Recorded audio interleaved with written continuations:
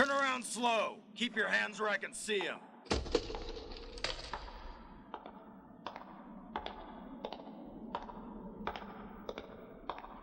You move fast for an accountant.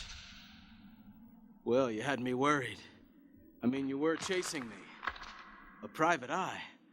Oh, I thought maybe you were, What? A hitman? Yeah, I guess I'd be a little nervous too if I'd ripped off my client for as much as you have. Especially if that client was one of the biggest syndicates in this city. Knowing you don't have long to live, bound to make you jumpy.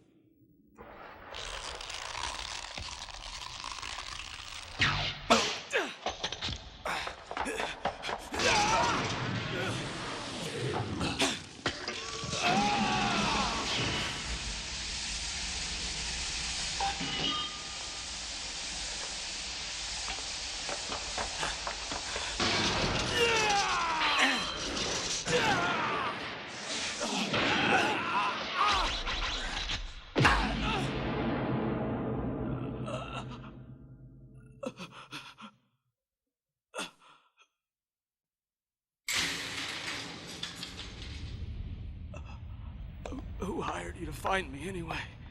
Guess. Well, okay, it was your girlfriend. She wants her key back. I guess the relationship's over, Cupcake. You're working for Jane?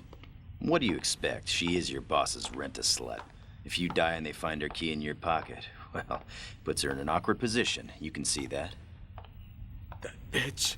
After all I gave her, this is what I get. You're good, aren't you? How would you like me to pay you?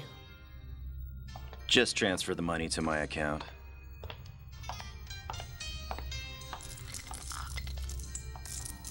By the way, if you want to keep this key, I wouldn't mind. I'll pass, thanks. Call me nuts, but I'd rather not wake up one day with a bullet hole through some vital part of my anatomy.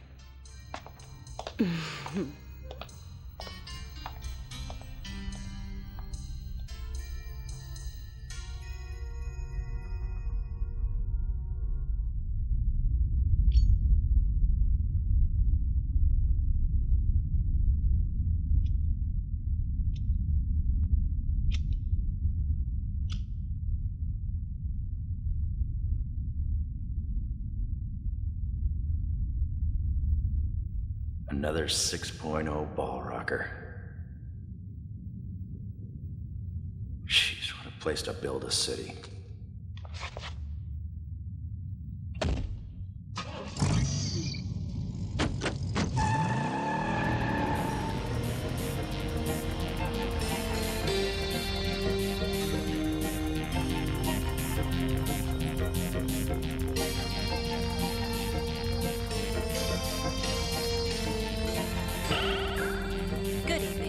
Tonight's aftershock measured 6.0 on the Richter scale and could be felt up to 60 kilometers from the epicenter. They just don't get it. This damn city's been flattened by earthquakes twice, but they just keep rebuilding, bigger and flashier than before. It's a great big gaudy slice of chaos dancing on the brink of oblivion, and I call it home. My name is Goku.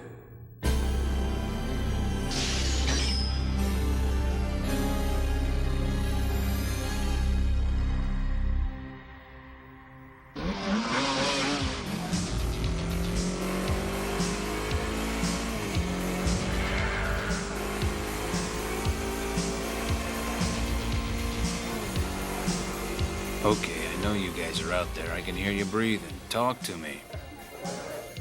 No, our pigeon hasn't budged. He's just sitting there alone, enjoying the floor show.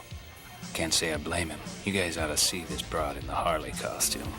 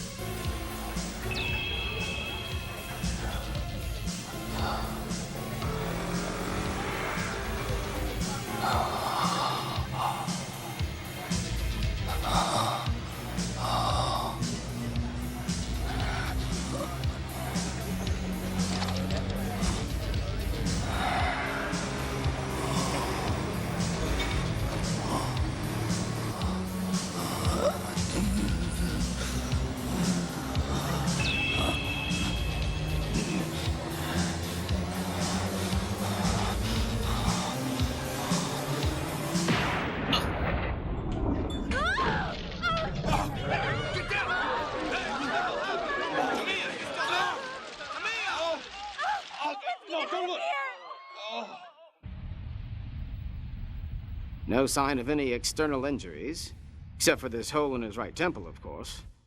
No evidence of drugs in his system. Blood alcohol level of 0.03%. He had been drinking a little. Not enough to explain this. I knew Tamiya. He was a guy who could drink a six-pack of rubbing alcohol and not even feel woozy. Poor dumb slob, he didn't even have the chance to tie one on before he bought the farm. Goku, the chief sent word he wants to see you before he goes. He killed himself. We got 6 witnesses saw him do it. You can't be serious.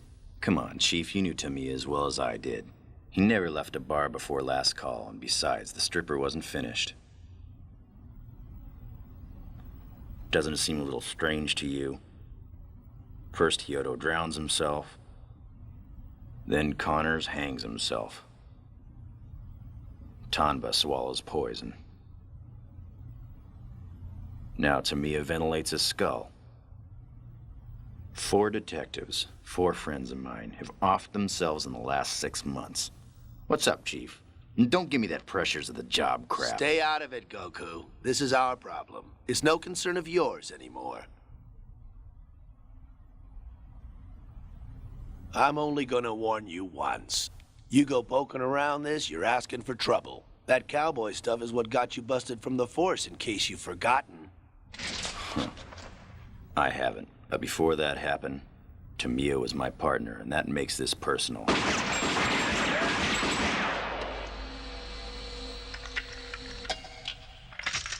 Real nice group. Where'd a babe like you learn how to shoot like that anyway? Quite simple, really. I just imagine it's some wise ass.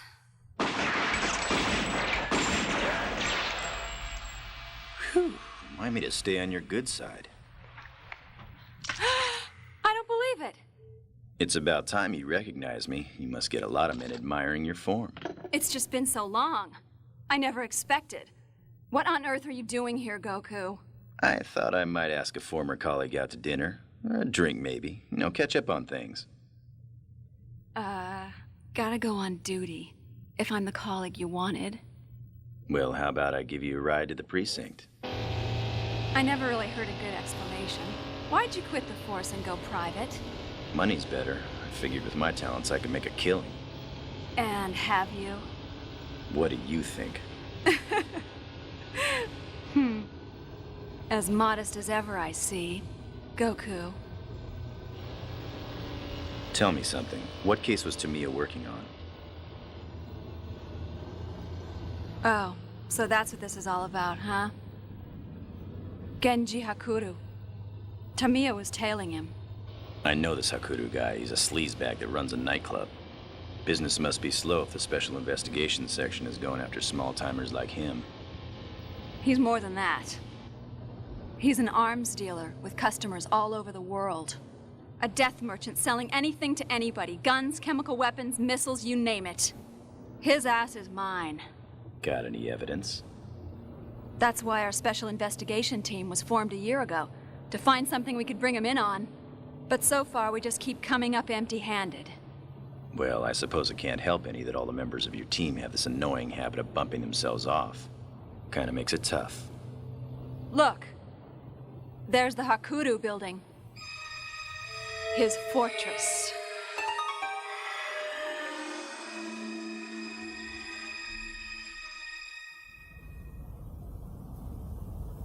Yoko's late again. Supposed to relieve us 15 minutes ago. Wait a second. Hang on. Hang on. What is it, Sakama? You got something? A woman's coming into Hakuru's room, and it ain't the cleaning lady. Another one? Man's unbelievable. Buddy, you and me are playing for the wrong team. This guy's got a new girl every night. Not after tonight, I betcha. Oh, baby.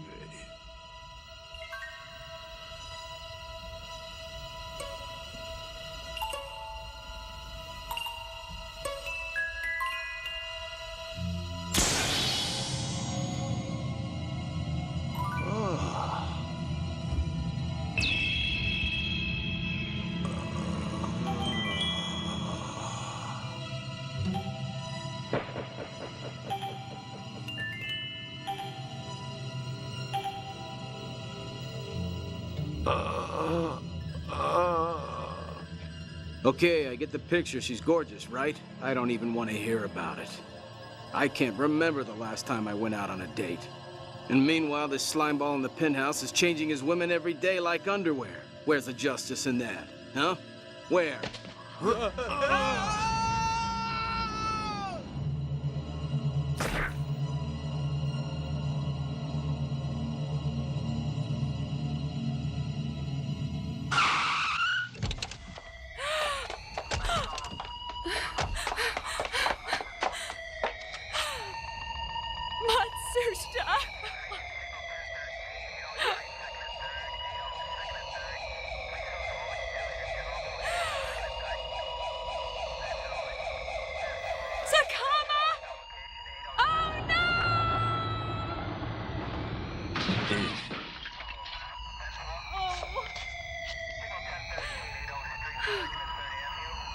Correct me if I'm wrong, but this makes you the last member of your team, doesn't it?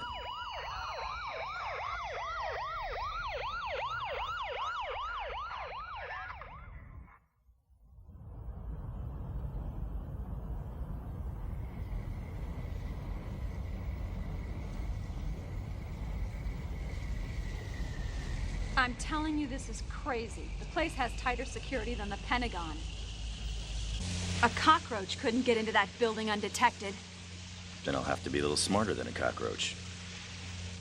Don't worry, I'll get in. I'm gonna find what you need to bring this guy down. Okay, say you do get in. How are you ever gonna get out alive? Have you thought of that, smart guy? Nope. This way I keep things interesting. Now get me up to that refueling hatch.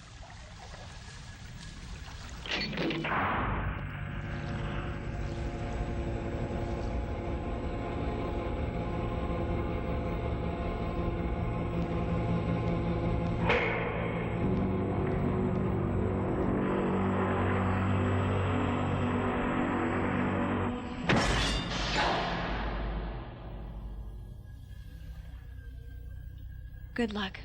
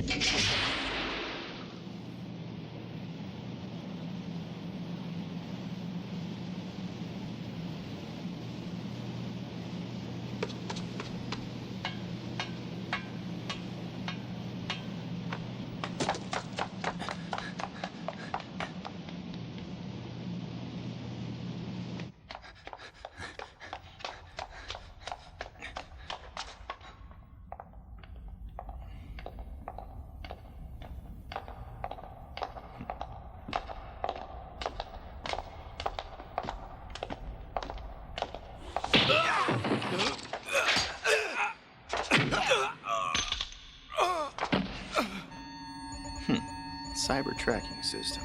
Pretty heavy security for a small-time nightclub owner.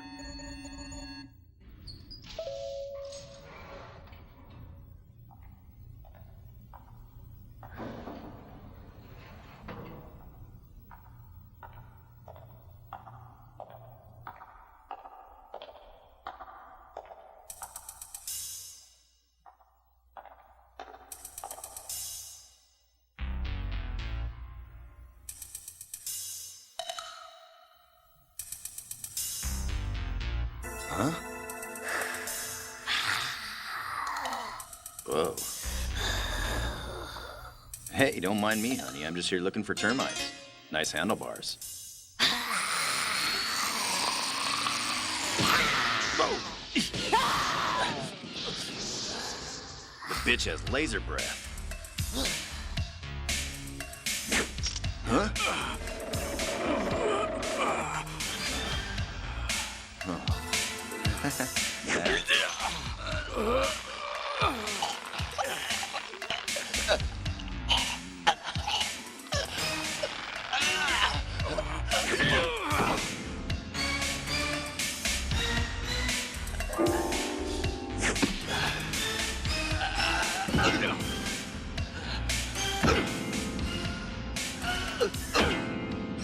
That's enough, Chang. Don't kill him. Yet.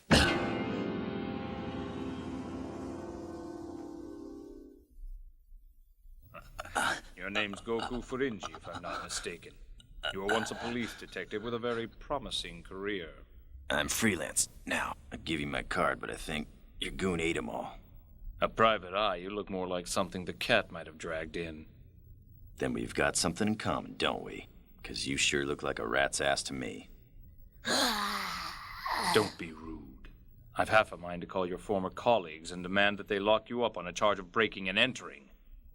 But then the poor fellows are so overworked as it is. A very stressful job, police work, enough to make anyone crack after a while. Is it any wonder so many officers have killed themselves of late? Yeah, right. Why don't you say the bullshit? I'm onto your game, scumbag. Haven't quite figured out how you made him do it, but believe me, it's only a matter of time. You're starting to sound a bit overstressed yourself.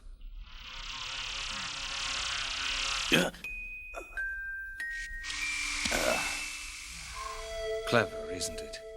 A poisonous drone that's been programmed to home in on the carbon dioxide in your breath. Don't worry, that one's poison has been replaced with a mild anesthetic. I could never kill you or anyone. No, but you're perfectly free to kill yourself at any time, of course.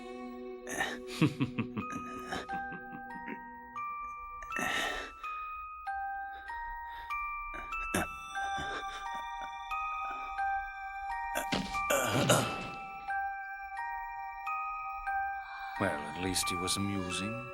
What are you waiting for? Get that man out of here and do it quickly. That rug he's bleeding on is worth a fortune.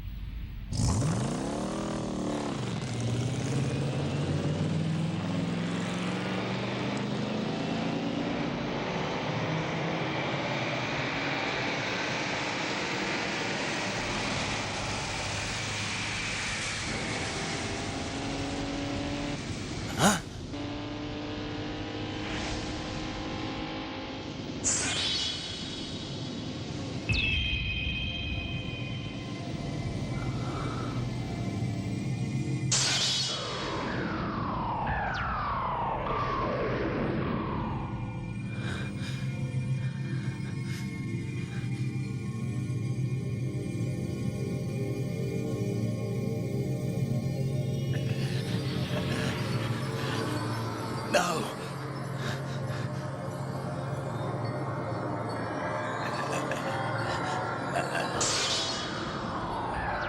Those eyes! Got to stop looking at those eyes!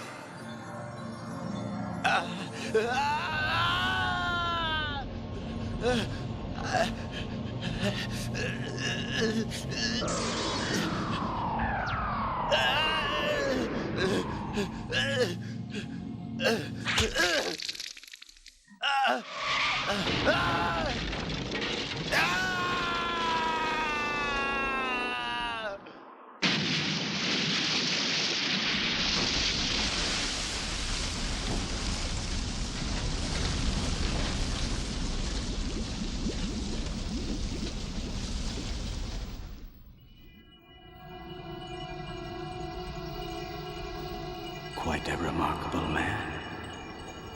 Cut out his own eye in order to free himself from a hypnotic state.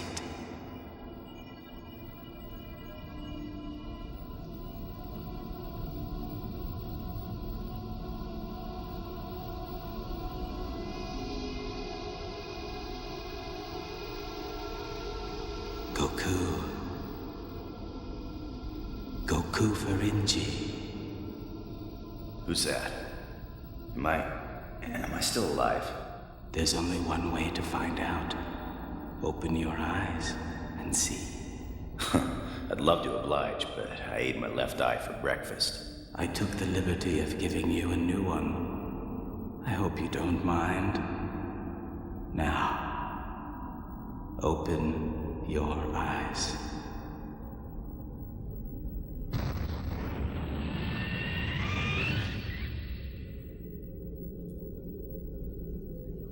What? What the hell is this? Your left eye now contains a microcomputer terminal. This terminal is equipped with hypersensitive audio and visual sensors and is linked via microwave to virtually every other computer terminal on Earth. This means that anything you see or hear can be almost instantly analyzed by the appropriate database on the global network. The resulting data will then be downloaded to you in the wink of an eye, so to speak. In essence, this means there will be no secrets from you. No technological device will be beyond your powers of comprehension. You will be able to control transportation, satellites, weaponry, everything. If you so desired, you could even access the launch codes of every nuclear power on Earth and thereby destroy the planet. Computers control the world, and now you control the computers. No one has ever possessed the power I have given you. You hold the world in your hand. Or rather, in your eye.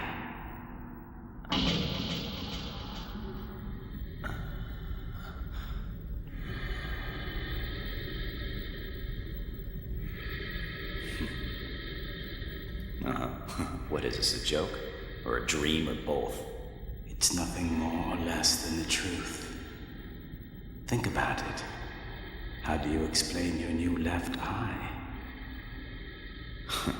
You're just setting me up for a letdown, aren't you? It's all a bad dream. Oh, well. Alright, so tell me, who are you? And why have you done this to me? You'll learn the answers yourself. Later.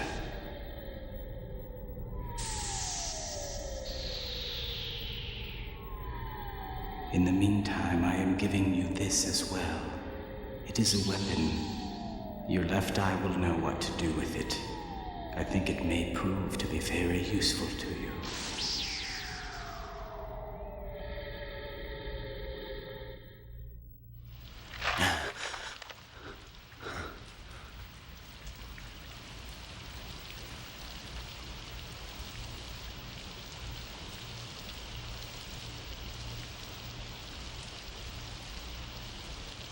Where am I?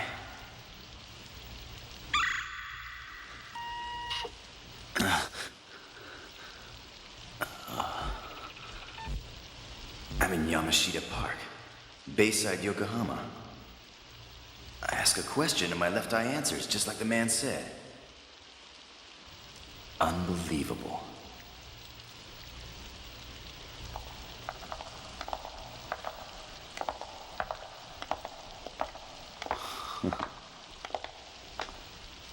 Hey, you there. You got a light on ya?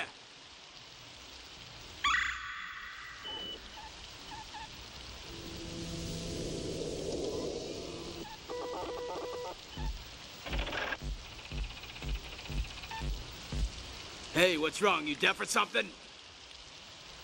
Beat it, tough guy. I'm warning you. I'll break your jaw before you even get that gun out of your jacket.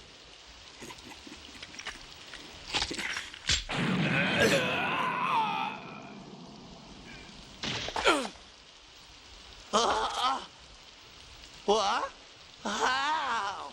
Better get him to a hospital. Or he'll never even be able to eat tofu again. Okay, whatever you say, just keep cool. We're out of here. The man was right about this. Very handy. So my left eye is some kind of computer terminal, huh? Okay, I'll play along. Could be interesting. But who did this to me? Why? What the hell does he want me to do with it?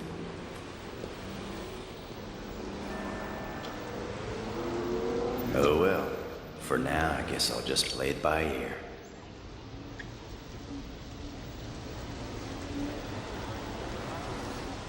This Hakuru guy is out of control. He's either a whole lot smarter than the police, or he's got someone on the force in his pocket. Either way, they can't touch him. Meanwhile, he's whacking detectives one by one. Someone's gotta take him down before... What's Yoko's address?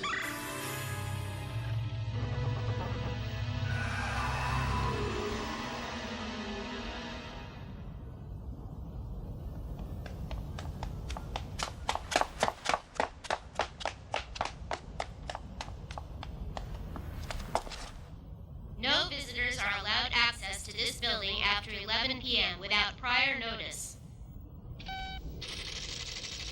Security override approved.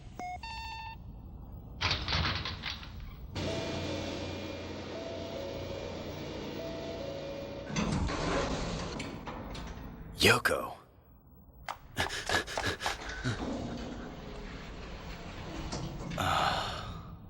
Goku, I can't tell you how glad I am to see you. I thought you were dead. I was about to say the same thing. Sit down, I'll make us some drinks. Come on, take a load off.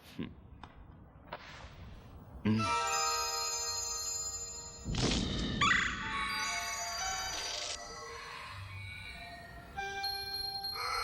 big man. He was here not long ago. Huh? Scotch, isn't it? Or do you still never drink when you're on duty? Nah, that's all changed. Now I make it a point to always drink on duty. Here's to happy reunions.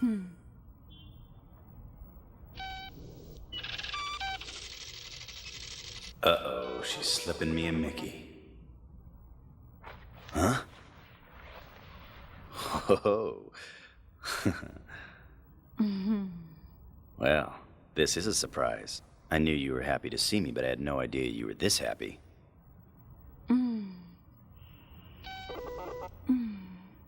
There's more on those lips than gloss. That'd be the last face I'd suck. What's the matter, lover? We've both wanted this for a long time. What are you frightened of?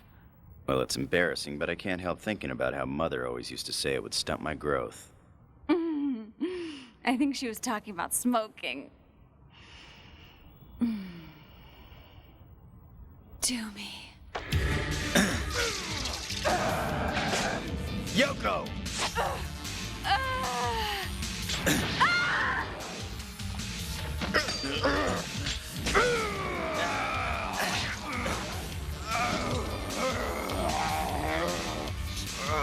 A word of advice, King Kong. You're out of your league, so if I were you, I'd call it a day before I decide to make kindling out of your ribcage.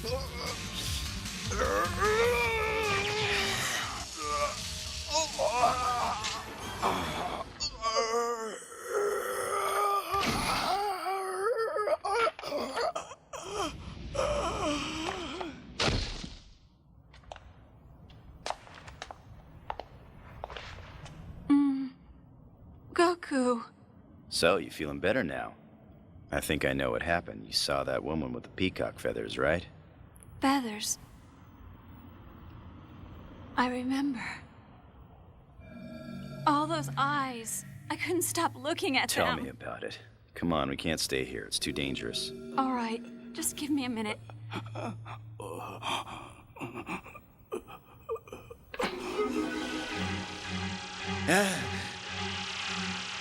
Yoko, hold your breath. Don't breathe.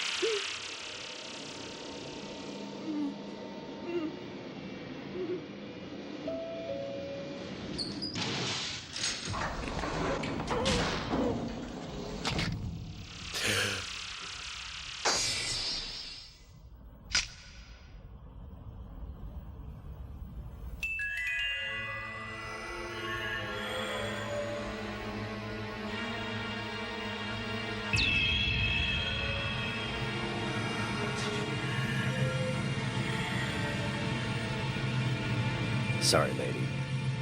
That trick won't work this time.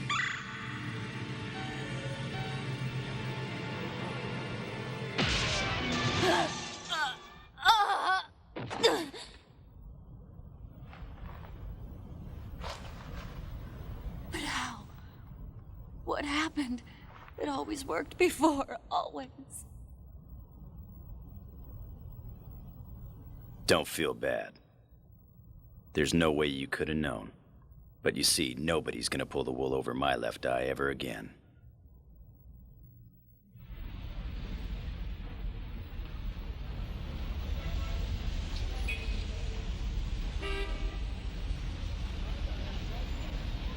I can't believe you're dropping the investigation of Hakuto. Of the 6 members of her special investigation team, she's the only one still alive, and we've got nothing to show for it. We can't afford to lose any more officers on a wild goose chase. I've been ordered to pull the plug on it. So even though you know this creep's running a global weapons operation, you're just gonna let him walk, huh? Yeah, well, those are my orders. I suppose it's no real surprise. It's obvious Hakuto's got lots of friends in high places ready to pull the strings for him. I don't know anything about that. All I know is this investigation is over as of now, so you can climb back under your rock. Yeah, right. Chief, tell me, is there anything you wouldn't do to secure that nice fat pension of yours? Don't pull that crap on me. Listen, you and I may not like this creep, but we've got nothing on him. Like it or not, the man's got a fundamental right to be protected from police harassment. I'm getting all choked up. But what happened to Yoko's fundamental rights, Chief? While we're protecting this scumbag, who's protecting her?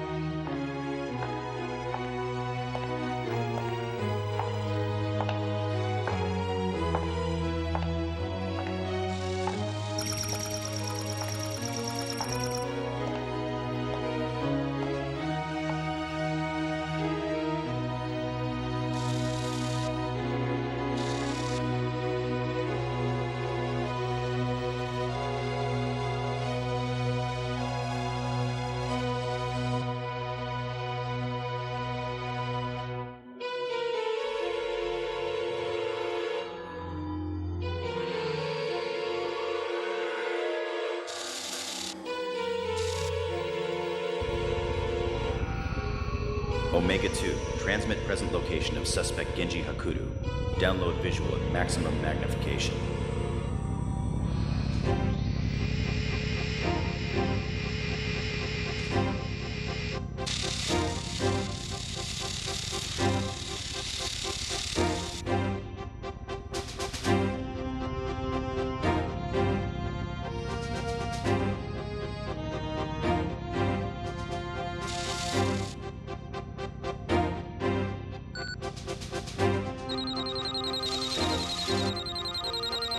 He's in front of the Shinjuku 7 building.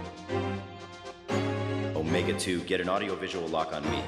Override programming on the Shinjuku building's Diamond Vision screen and broadcast this feed.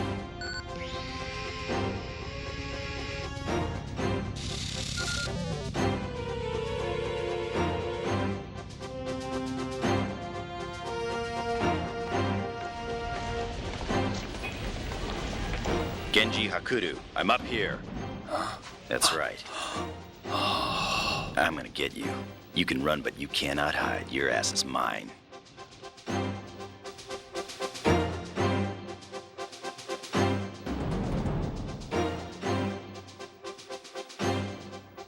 think the virus that Dr. Yamazaki has isolated is just what you're looking for, General Gomez. Exposure to 1/10 of a gram will kill 50,000 people in a week. How would it be done? Every spring, swans migrate from your country to your enemies. Just prior to this migration, the virus will be implanted in the reproductive organs of selected males. These carrier swans will be a weapon delivery system against which there is no defense. And what's to prevent this virus from breaking out in my country? No fear of that happening, General. By itself, the virus is perfectly harmless. Its deadly properties are manifested only when it encounters a certain hormone produced by female swans during mating season. And since mating occurs after migration, your people will be safe. It is your enemy alone that will be affected. 2 birds come and 50,000 people die. I like it, Doctor. And there's nothing to tie you to it, General Gomez. Nothing. It will appear to be an act of God. To victory!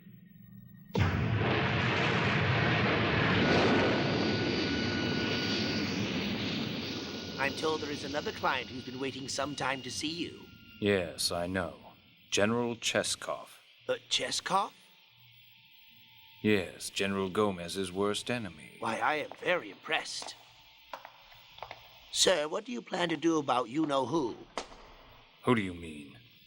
That unpleasant man who broadcast his face across the side of the Shinjuku building this morning. I hope that he doesn't prove to be a problem. He's nobody, a wretched little private eye. I don't know. He seems Trust me on this, Doctor. No one will even remember the fellow's name a week from now. Forget about him.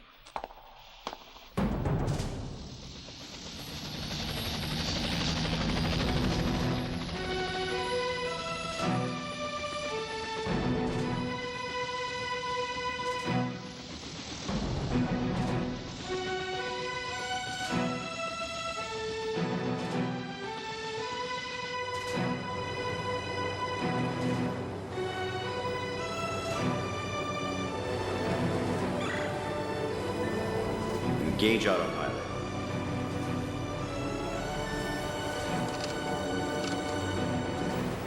Good boy. This is as far as I go. You head back home now. Thanks for the lift.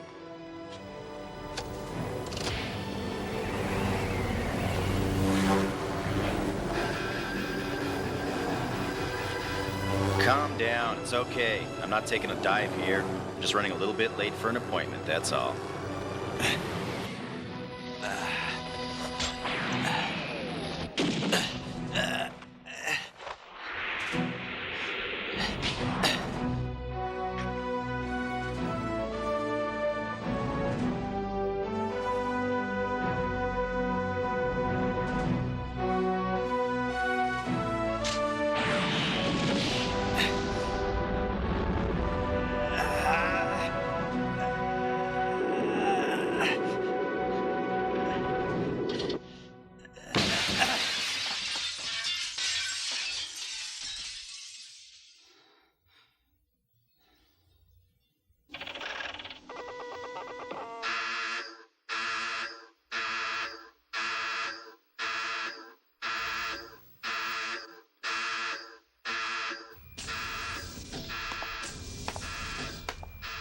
Talk to me.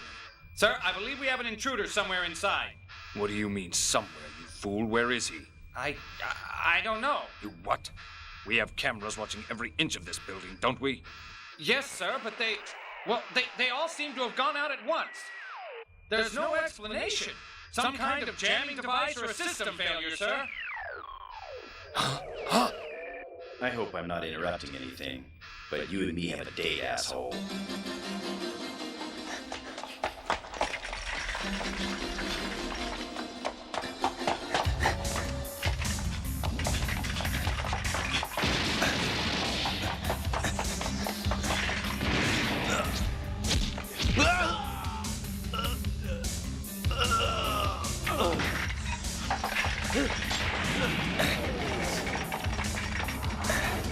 Hey! How'd he do that? Get it!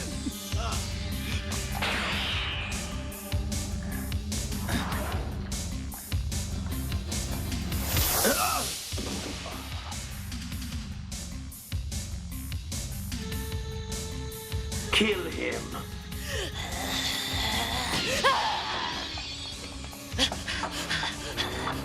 Security, the intruder is leaving level 6 and entering level 7. Close the blast doors.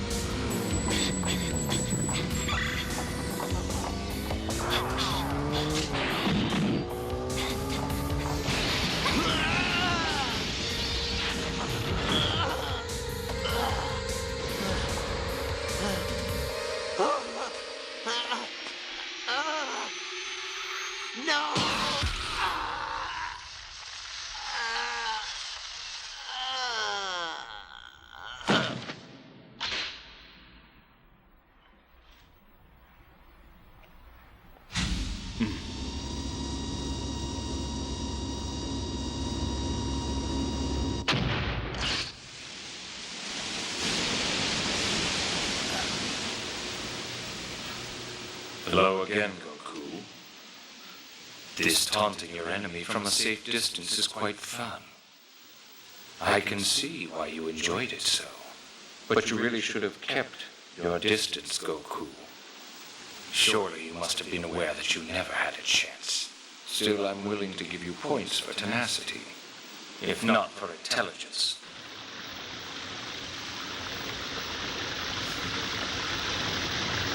The time has come to say goodbye, and a slow and painful parting it will be, for you at least.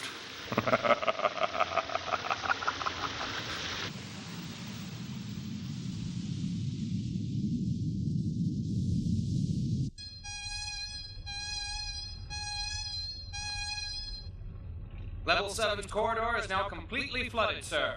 Good. Give it another 30 minutes and then pump the water out. Yes, sir. Of course, the carpeting will be ruined.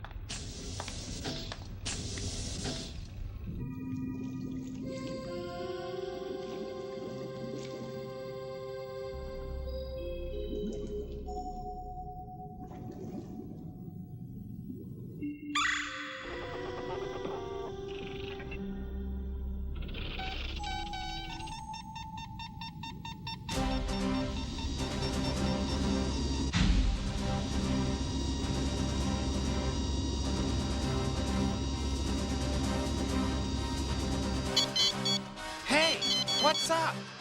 What is it? Every blast door on the top floor suddenly got a mind of its own.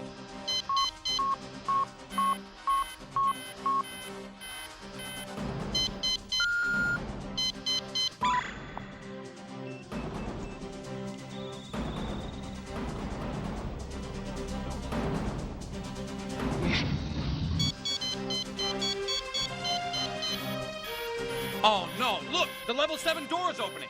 What the hell?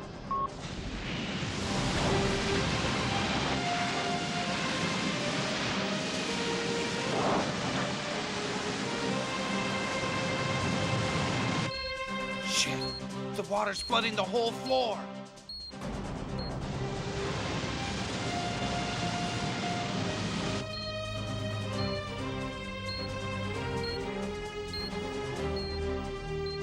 Oh my God! It's being channeled right to the boss's office!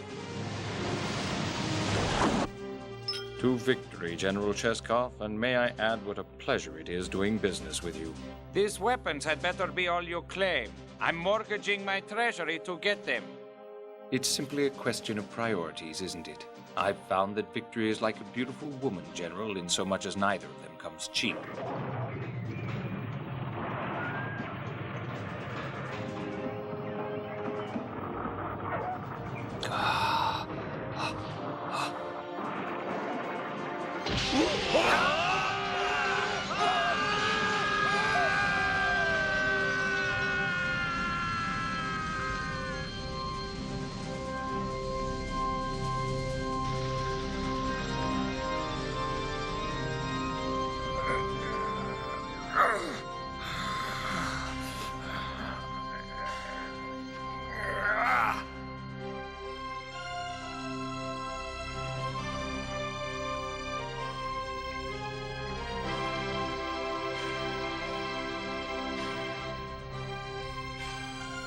one of your employees has something to say to you.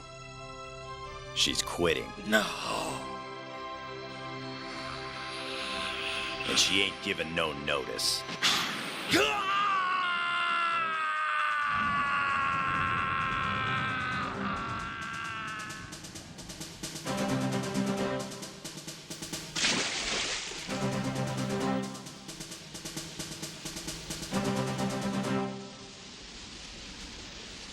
Nifty little toy.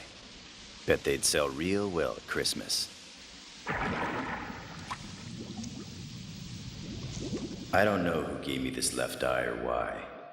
It's everything the man said it was.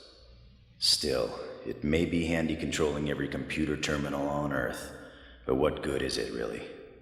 It didn't help me save Yoko's life.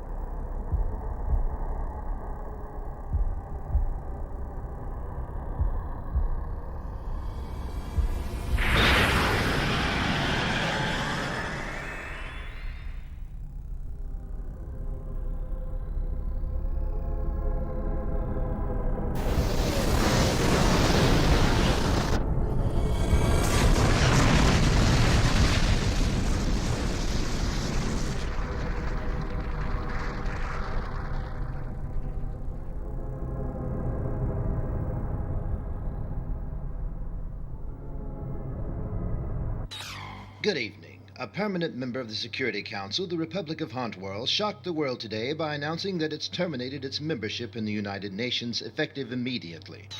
In spite of heavy international criticism, Hauntworld President Carrie Baoluk declared that his country will no longer cooperate with any UN organization. The UN, in turn, has voted to impose sanctions against the Hauntworld Republic. telling each of its members to disassociate themselves with any future military or business alliances involving the rogue nation. It has now been 3 months since the Republic of Hauntworld terminated its membership in the United Nations, and today the Republic of Asham, the only country on Earth to have maintained a relationship with Hauntworld, also announced its sudden withdrawal from the world body. President Bialuk revealed the Republics of Hauntworld and Asham have formed a military alliance and established an organization to negotiate with the UN on various internal issues.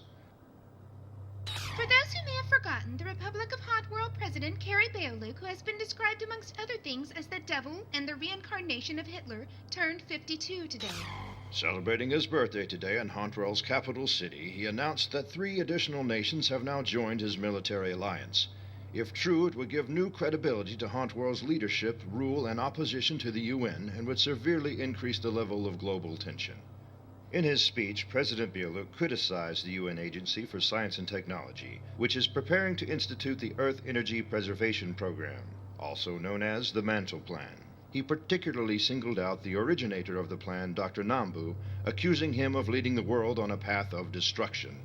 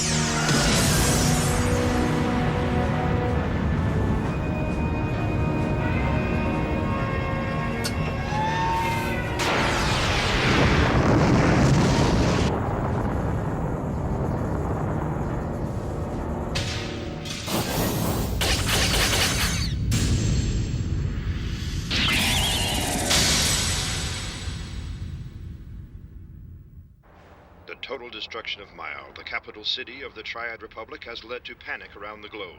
The Republic of Hauntworld has denied any connection to the incident, but UN leaders remain suspicious. What say you, Nambu? I believe we're entering the critical phase of a plan being carried out by dark forces to undermine the Earth's stability.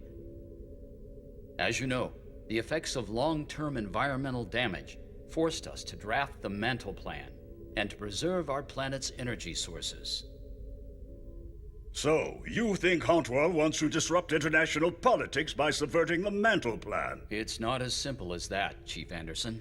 Our true enemy is not Hauntworld, but an organization in its shadow. Our intelligence says this affected Hauntworld's decision to secede. The Republic of Hauntworld is just a front. The anonymous dark forces operating under the surface present the real danger. How do you know it exists? How are you able to detect its presence? Since the beginning of this year, we've been tracking pockets of low air pressure occurring around the globe. We believe these pockets were created artificially. What are you talking about? Humanity can't control the weather. During the same time frame, a number of scientific facilities around the world critical to the Mantle Plan were destroyed, and a core of elite scientists associated with the program disappeared without a trace. Now, I'll overlay the air pressure grid with a grid detailing the acts of sabotage. As you can see, there certainly appears to be a correlation. This proves nothing, Doctor. It simply shows that the scientists tend to disappear on cloudy days. That would be true, Dr. Kessler, except for what's inside. What is that thing? We're not sure. It's about 400 meters in size, possibly a craft of some kind. A man-made object? I didn't say that. I've heard enough, Doctor. Man-made indeed. You're wasting the Commission's valuable time with these ridiculous fantasy theories. And another thing, the only way you could have obtained these long-range images is through the misuse of our datacom satellites. And that's reserved for the use of our meteorologists. I've asked for permission to tap into the satellite's transmission matrix more than once, Dr. Kessler, and each time you've turned me down with no explanation. This was important. If you persist in challenging my authority, I'll demand the Assembly issue a formal complaint! Hold on. If what Dr. Nambu says is true, this shadow organization is a great threat to humanity. You may continue your investigation. Thank you very much, sir. I appreciate your trust. Still, I find it hard to believe there exists an organization with such advanced technology. I've sensed their presence recently. I think they're finally ready to strike. Doctor, who do you think they are? They call themselves Galactor.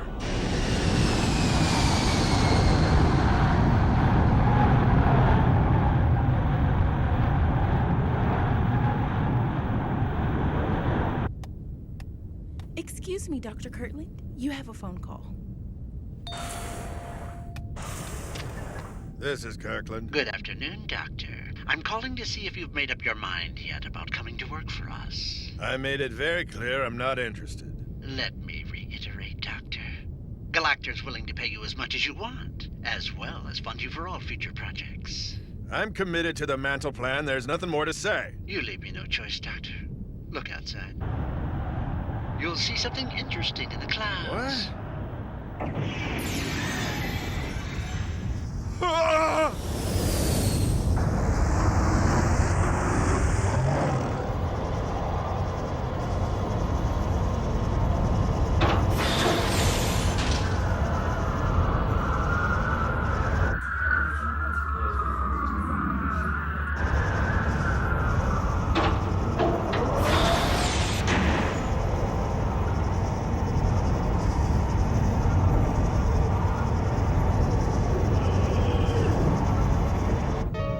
Speed, 800. Speed, 800.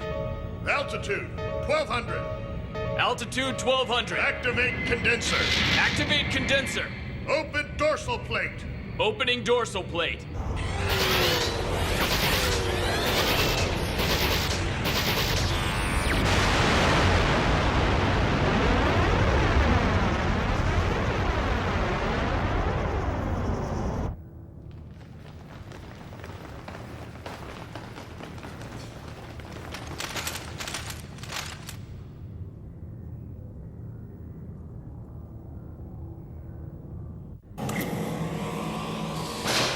So what do you think, Dr. Kirkland?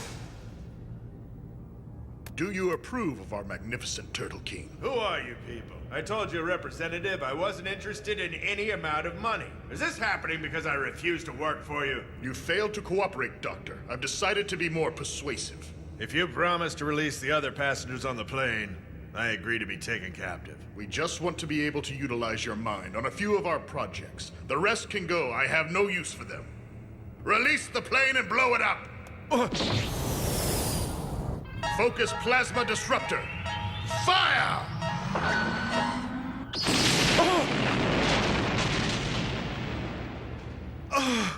How could you do such a thing? The people on board were all witnesses to the Turtle King. They had to be put to death. The bigger the goal, the greater the depth of the sacrifice. And the people of your world will be making the greatest sacrifice of all when we take over your planet. Glory to the Galactor! Glory to Galactor! Glory to the Galactor! Glory to Galactor! Glory to the Galactor! Glory to Galactor! The Galactor?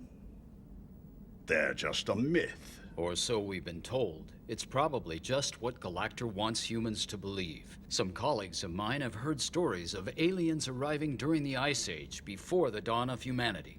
What has kept them at bay for so long? I believe that they've been biding their time for years, waiting for some kind of instruction from beyond. I think they've received that message, and humanity's in danger. It's time to activate our secret weapon.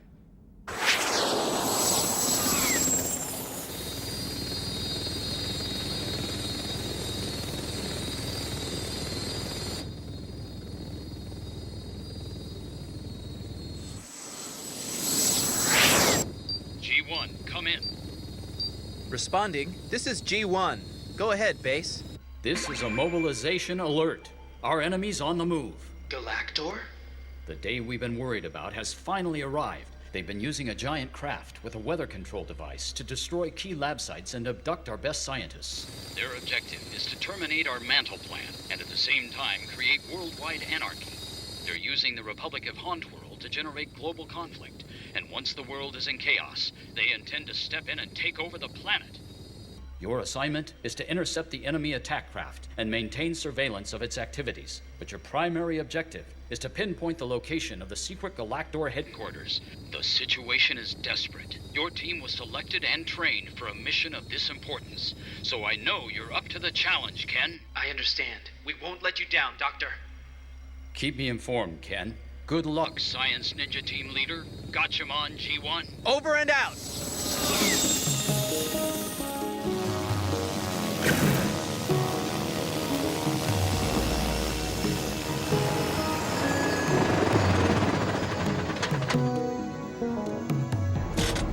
Hey there, it's not as bad as you'd expect.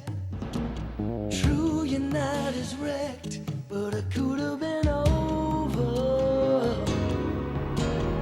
Reach now and take your karma by the hand. I feel it's on the land, and we gotta go.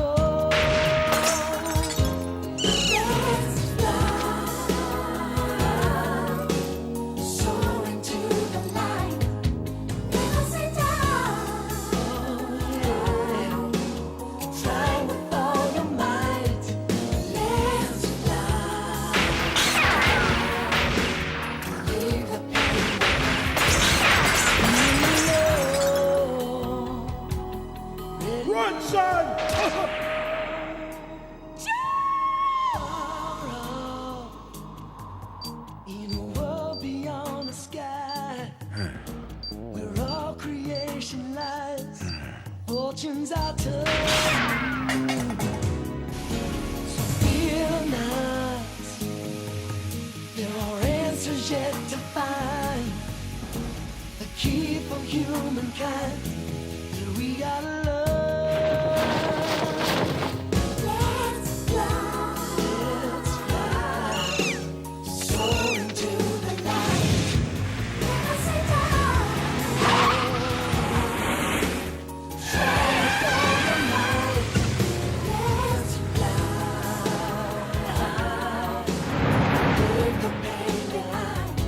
Spinning below, ready to go.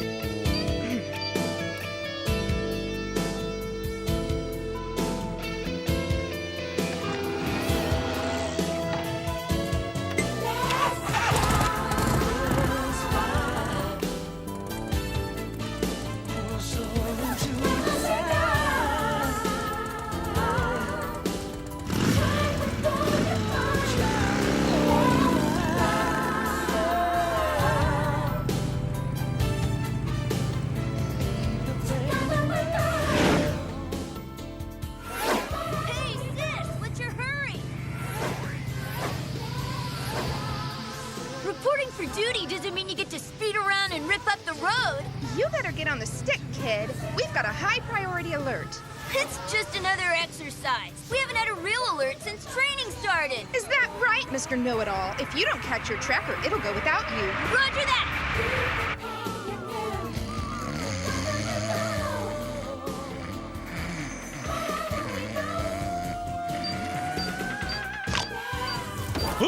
It's a priority scramble! There's no time to lose. It looks like it's for real. All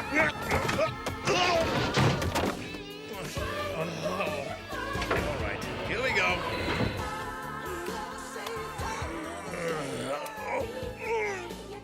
We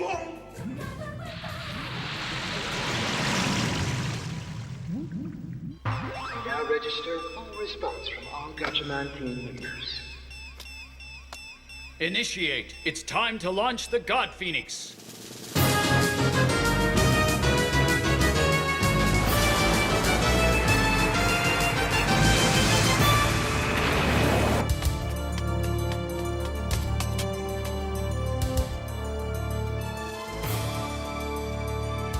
Wish me luck, Dad. See ya.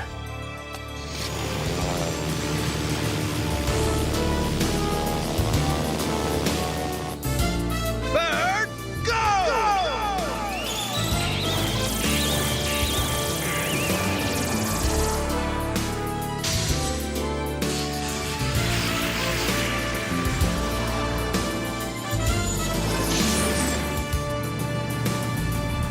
Condor, bird, go! Go! Go! Go!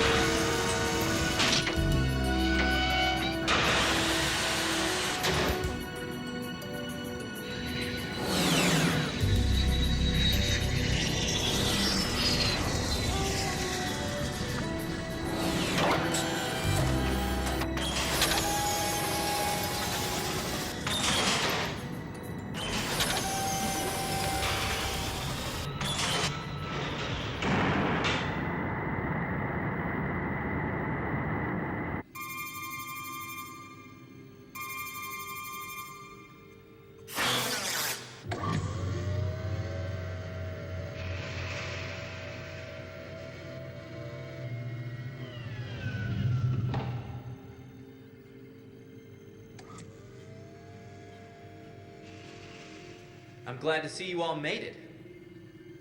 It's been a long time. I've missed you. No time for sentiment, Ken. It's a real mission. The enemy has finally started its offensive. We're going into battle. It's the showdown we've been waiting for. All right, everybody take your positions. We're about to receive our orders. Greetings, Science Ninja Team. Our weather satellite has pinpointed a strange pocket of low pressure in the southern hemisphere. Every previous appearance of these low-pressure pockets has been followed by an act of destruction or sabotage designed to spread chaos throughout the world. We believe a huge galactor warship is responsible for these atrocities. So, we will coordinate an offensive to end this threat. Your assignment is to monitor that craft and locate the secret galactor headquarters. I warn you, though, this ship has enough power on board to destroy an entire city in seconds. I can't emphasize enough how important it is to remain undetected. Do not try to take them on alone. Report back to me as soon as possible. Let's move it, Ryu. Open this bird up all the way. Roger that.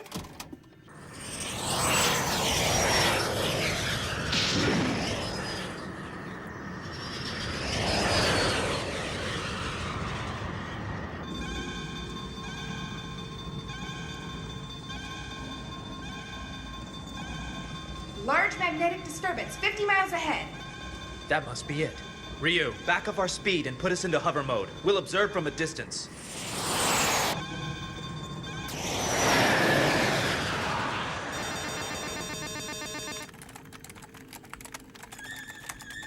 I can get a visual now. Distance 2,000. On screen. That's one huge cloud. It has the low atmospheric pressure of a mid-range typhoon. It's moving to the northwest at 150 kmph. They don't have any idea we're out here. I'll smoke them out with bird missiles. Cool your jets, Joe.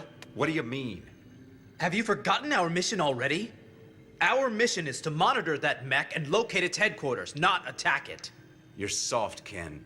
I told you, this is war. If you don't want Galactor to wipe us off the map, we need to use every advantage we have. Believe me, I know what I'm talking about. That's how I've been able to survive this long. Our mission is not to engage in combat. You haven't had the chance to observe these monsters up close, so you don't know how cold-blooded they are. Ken, they're like a pack of mad dogs. We need to mount an offensive before they attack us. Are you finished now, Joseph? What's that? While I'm in command here, we're following orders. Dr. Nambu is relying on us. Jun, collect as much information as you can about their ship using our sensor array. Then report back to Dr. Nambu and tell him we're standing by. Roger that. You're making this fight business too personal, Joe. I'm sure there'll be plenty of time to engage these bozos. The battle's just begun. It's better to study them first. What do we really know about these people? I know all I need to know. I've devoted my life to exterminating them. When I was a boy, Galactor came for my parents, and when Dad wouldn't go, they'd killed them. It looks like the warship is headed for Kaimar City. That's where they've established the main research facility for the Mantle Plan. We're going to have to mobilize quickly. Report our findings to Dr. Nambu. He needs to evacuate Kaimar City right now and send in defense troops as quick as he can. Roger.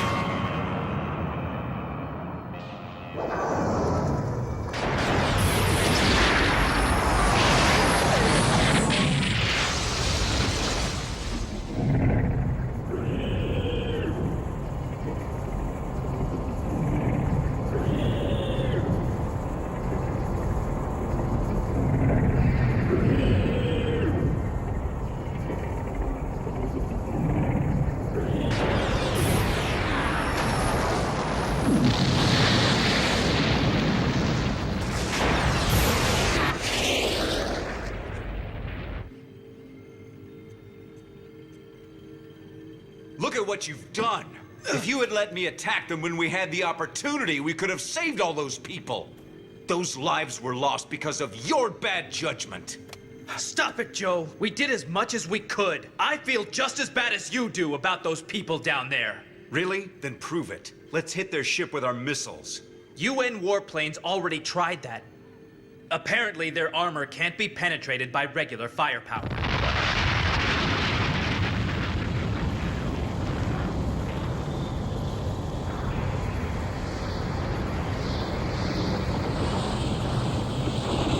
Follow that ship. It must be going back to its headquarters. Stay back here and use the clouds for camouflage. Roger that.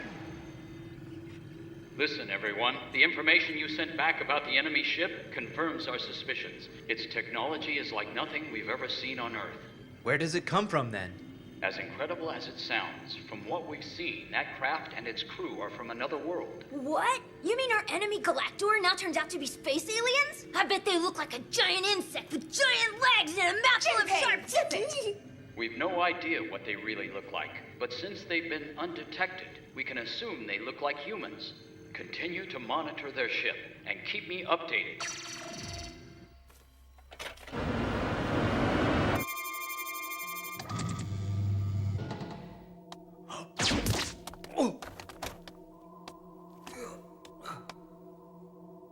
What are you doing? it's time for you to take a little nap, Doctor. Have a nice rest.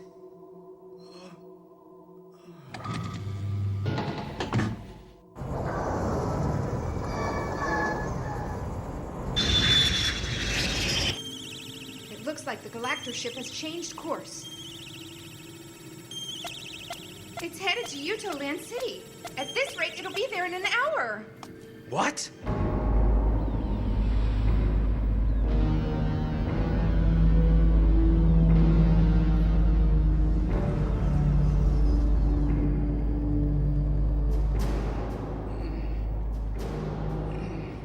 I see that you are finally awake, Dr. Nambu. What am I doing here? And where am I now? Welcome, Doctor. You're aboard what your people like to call a mothership. Why are you here, President Beoluk? Are you responsible for kidnapping me? My apologies for any mistreatment you may have suffered during your transportation. But it's important we meet. I have a proposition for you. I know your mind is one of the most advanced on the planet, so I'm giving you the chance to join a very elite organization. I'm afraid I don't quite follow you. I'm inviting you to live aboard this great ship and work with the kind of technology you've only dreamt of, Doctor! You'll be among the only ones of your kind to make it into the glorious future. And what happens to the rest of the human race? Have they offended God so badly that he plans to wash them away with another flood? I'm afraid God is just a concept for the fearful among us. As for the rest of humanity, they'll be eliminated through their own foolishness. They pretend to care, but deep inside they're filled with selfish interests and greed. Technology has advanced much faster than man's moral development, and all it will take is a maniac with a bomb to destroy civilization. I know certain nations are preparing to attack, like Hauntwell, because our military alliances are upsetting the balances of power. My preemptive strike will lead to total war. The only ones to survive will be on the ship. You madman. The rest of the world will rise up to destroy you. I'm counting on them to try, Doctor. Particularly after vaporize UN headquarters.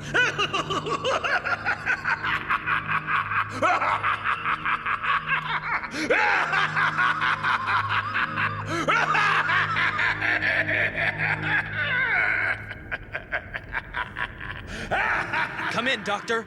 Please respond. There's nobody there. I can't get through to Dr. Nambu on any of the secure frequencies. Hey, what's happening here? I think I know. I'm picking up extensive military troop movements worldwide. What's happened down below? Is there war? There must have been an increase in political tension. Someone from the UN believes the Republic of Hauntworld is responsible for the recent aerial attacks, so they're mobilizing their forces for a showdown. Wait a minute. This must all be part of Galactor's plan. If that spacecraft attacks Utoland City, the UN will launch a strike against Hauntworld and there'll be war. So, Dr. Nambu, have you had time to reflect on my proposal? It's a hard decision, but we still want you on our team. I refuse. I know a lot about you people, and I won't be part of your evil plan. If you're so advanced, you wouldn't be trying to destroy us. Come now. It's survival of the fittest. It's simple evolution. Besides, if you understood the scope of our plans, you'd be happy to join us. Just like all the other scientists we've recruited. Now, there are some people I would like you to meet.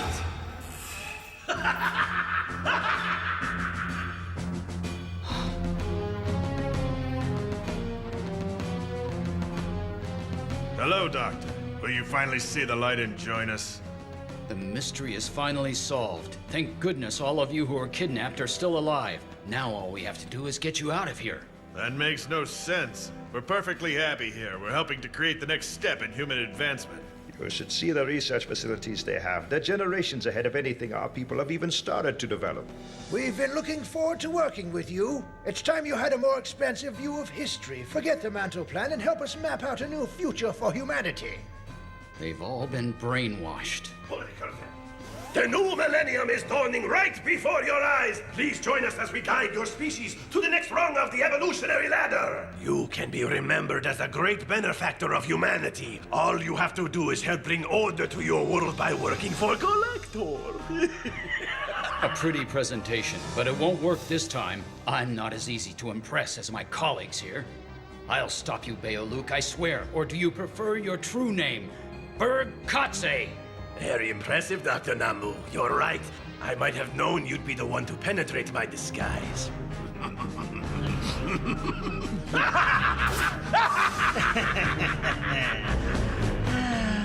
I was right not to underestimate you, Dr. Nambu. I am the Chief of Galactor, the supreme leader of the New World Order. I am Berg-Katse. Oh, glory to Galactor! Glory to Galactor! Glory to Galactor!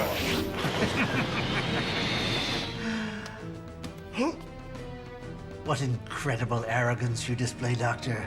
Do you think you can somehow destroy our plans? Was it your belief this all came about simply by chance? We've been working on this project for many years. In a moment now, our ship, the Turtle King, will be incinerating your headquarters along with the rest of the people in Utuland City. It will surely be the final straw for your political leaders. And the war that follows will mean the end of humanity. Come on, Ken, you're in charge of this mission. We can't sit back and watch this happen. We need a game plan. He's right. We should go in and destroy the Galactor warship with our bird missiles. If we don't do it now, we'll be too late. Utuland City will be gone and the world will destroy itself. Come on, bro. We're not going to use the bird missiles. What's the problem? Yeah. Calm down. I didn't say we weren't going to attack. We have to find a way to get on board that ship and destroy it from the inside. If we use the bird missiles on them and they aren't powerful enough, then we won't have anything left. Except the final weapon. What do you think, Joe? Does my plan make sense? Sounds fine to me. I like it a lot. All right, Ryu. Get us just above the rear of the warship and put us on autopilot. Roger. We're gonna have to pull this thing off efficiently if we hope to reach our objectives in time.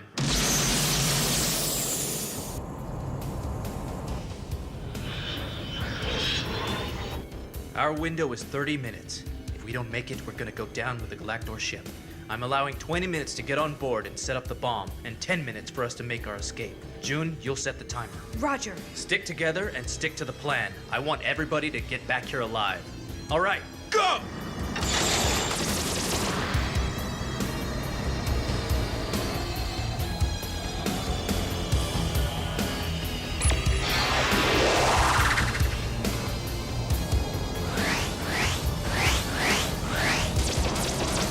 Jinpei!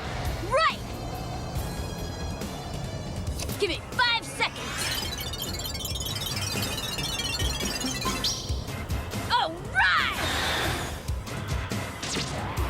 Commander, we have an unauthorized entry in B deck. Hatch 5, Area 12. What? Blackbird team! Go! We have intruders! Take them out!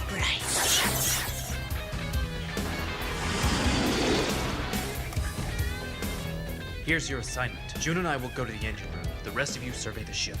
Hey, bring me back a souvenir from the captain's room. Jinpei? Let's move!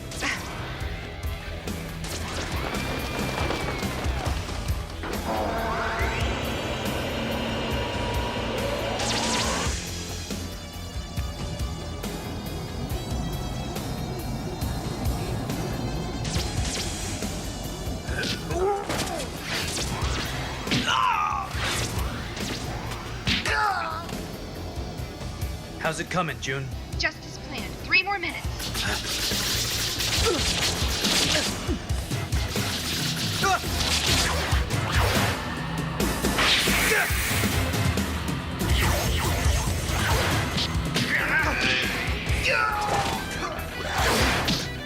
I don't know how you got on board, but you're not leaving this ship alive.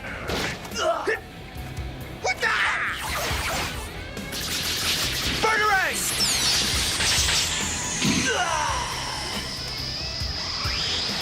Yeah. Are you all right, Ken? What's going on out there? I just had to swat a few flies. I'm finished here. We have 10 minutes until the bomb detonates.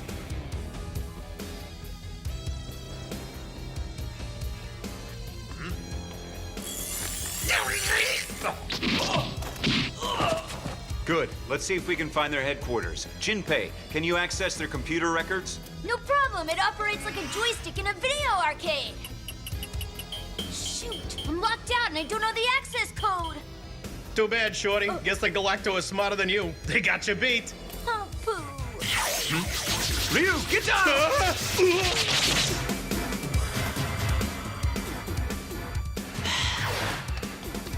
Finally, a worthy opponent. Joe, what about the assignment?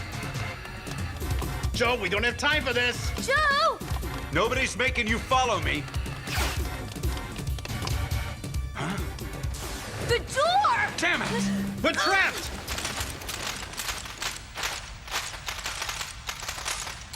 Oh, boy.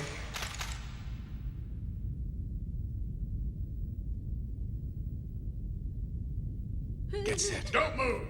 What monumental arrogance you have to break into the Turtle King, the ultimate killing machine. There will be no mercy for spies or saboteurs like...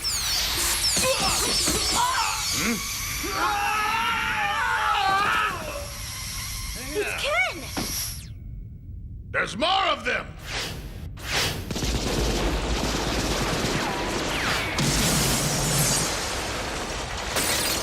Cease fire! You don't have a clear shot! Shoot the ones on the floor!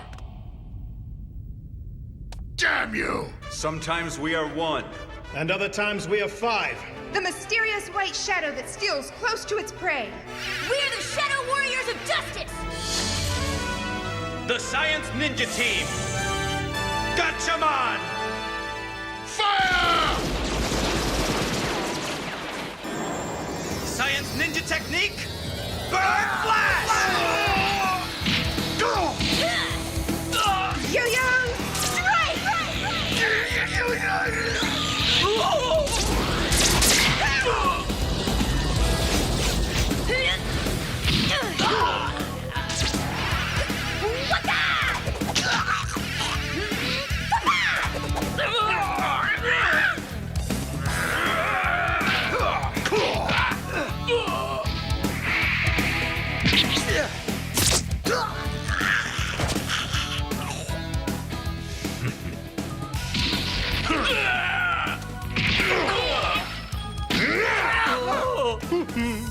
You idiots! Die!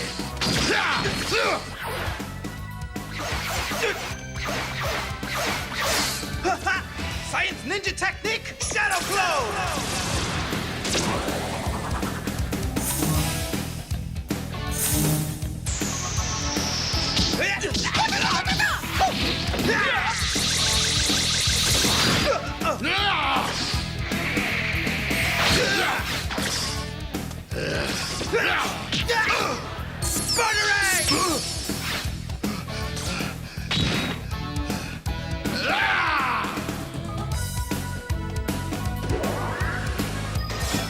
Gatchaman.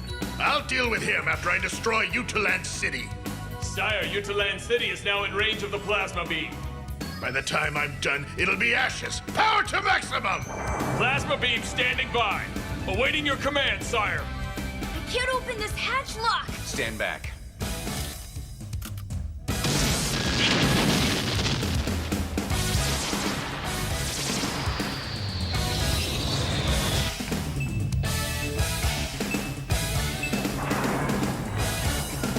Target set! The ISO building! Target locked, Commander. Fire!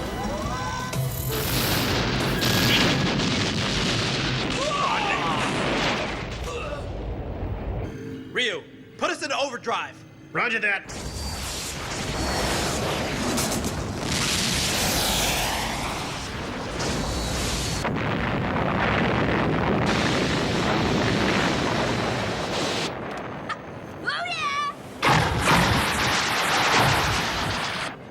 The turtle's head's come off and it's flying around, Ken.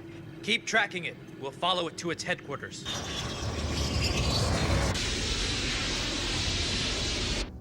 You fool! What the hell? You failed your mission! Please, forgive me, sire. I promise, I'll make it up to you.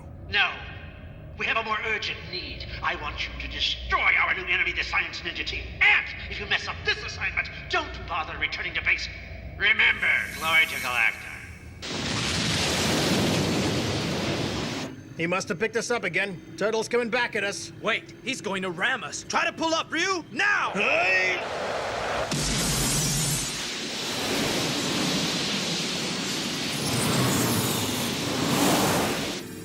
Sensors are picking up a bomb in the turtle ship. It's a nuclear bomb! He's gonna try to take us all down with him. You can't get away from me now, Gatchaman. Anyone who tries to interfere with our plan must pay with the ultimate penalty. Ken, I can't shake him. Right. Buckle down. Let's try a hyperspace jump. Say what? You're serious? You plan to use... Our only choice is the Firebird. We can incinerate him if he's close enough. Ryu, make him follow us up into space. We don't want an atomic explosion in the lower atmosphere. Roger.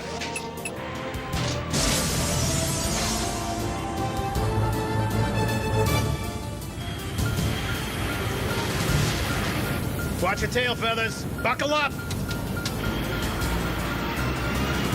This maneuver better work or we'll be fried! There is no escape!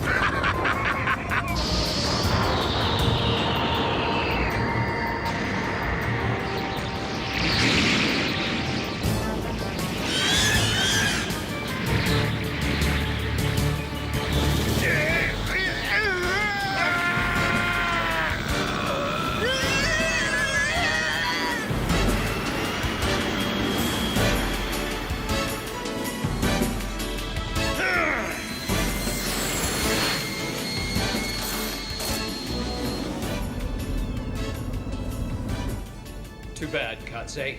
I guess you'll have to put off that victory celebration you planned. My compliments, Dr. Nambu. You display a sense of humor in the face of catastrophe. Before too much longer, this planet will be ruled by me. But you won't be around because you're too dangerous for us to let you live, Nambu.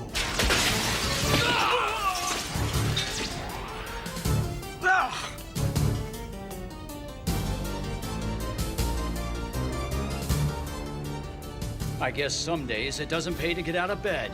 You have something to tell me?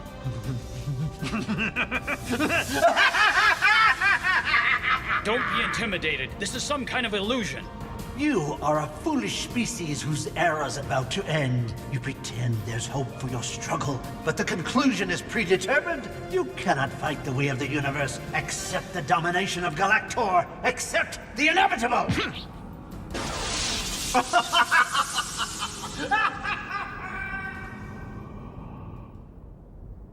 Whoa, a hologram!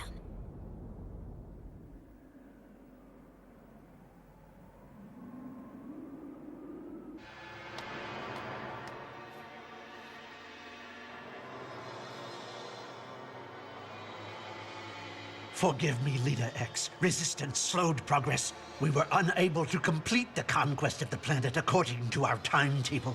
Gatchaman, do not underestimate the skill of the Science Ninja team. You must exterminate them all.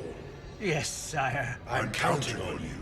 You will be the king of planet Earth, the leader of the new age of Galactor. Your wish is my command, my lord. Glory to Galactor! Thank you, my friends. Excellent work. The world will never know how close it came to disaster. But I'm afraid Galactor will be back to challenge us again. With your strength and courage, I know we will prevail. Are you with me? Roger!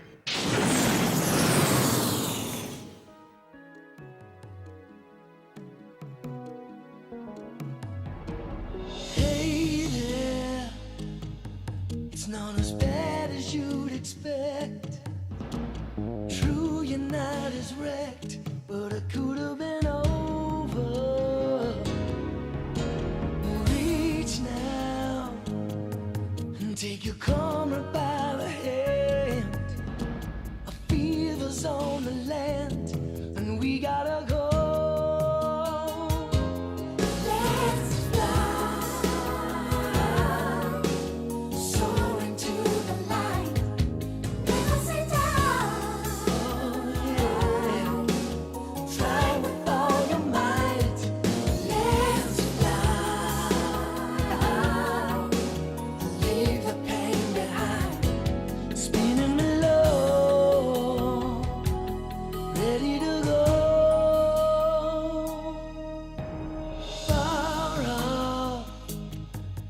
In a world beyond the sky. Where all creation lies. fortunes are turning. So fear not, there are answers yet to find. The key for humankind that we gotta learn. Let's fly, soaring to the light. Never say down. Try with all your might. Let's fly, leave the pain behind. Spinning below, ready to go. Together we go. Together we go. Wherever we go. Forever we go. Wherever we go. Wherever we go. We're never alone. Towering high. Sing towering high. Like a wing in the sky. A wing in the sky. My comrades and I. Oh, my comrades and I. We're never alone.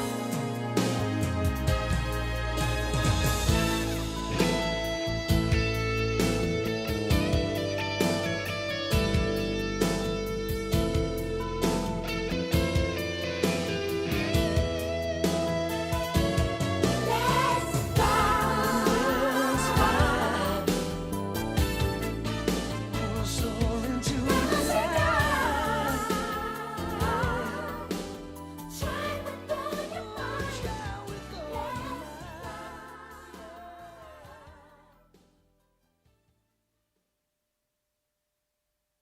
The joint operation between the Science Ninja Team and the UN Army is finally underway, which will destroy the Galactor home base they finally located. However, a trap was lying in wait. Will their ace in the hole, the bird missiles, be enough to destroy Galactor's evil ambition? And who's behind the mysterious fighter plane that appears before Gatchaman? The next episode of Gatchaman is The Mystery of Red Impulse. Look forward to it. Roger!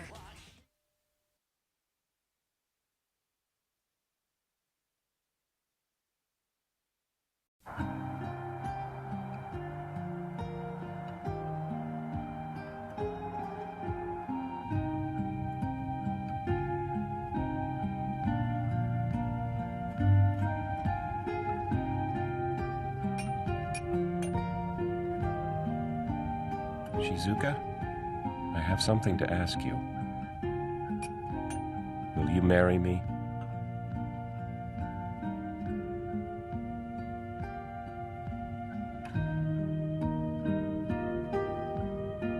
Oh. Eiji.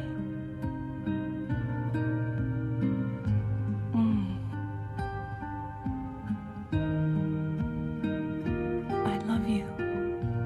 I love you too.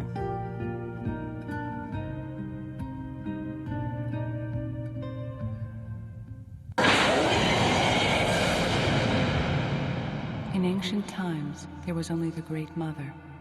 She came before and will remain long after. She brought all things into being. She created mankind, frail ones who grovel and strive, weak ones who are often afraid. The Mother wanted them to be strong and unafraid like her. And so she created the Demon Masters, without conscience or fear, to teach mankind to fight. The demons proved a worthy adversary, too worthy as they threatened to destroy mankind. And so, the Guardians were created to provide an ally for the weak, an advocate for peace, an instructor in the path. The battle lines were drawn, demons and guardians eternally linked, yet irrevocably opposed. Their hatred consumed them. Like a flame, it smoldered, igniting, burning, destroying.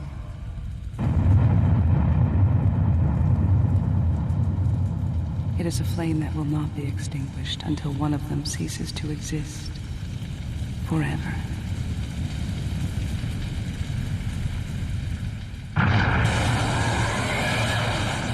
Eiji!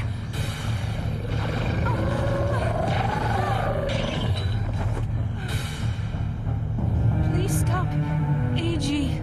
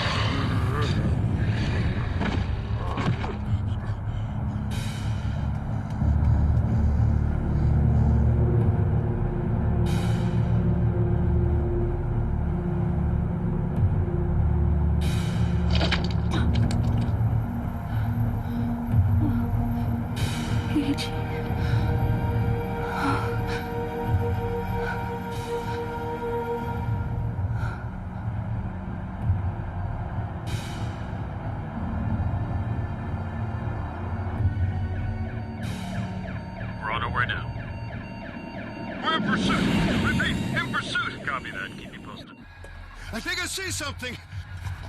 Over here! Freeze! Right there! P3, what have you got? It looks like an animal. It's huge! Oh my God! Patrolman down! It tore him apart! Repeat, patrolman down! Stop or I'll shoot! I'm opening fire!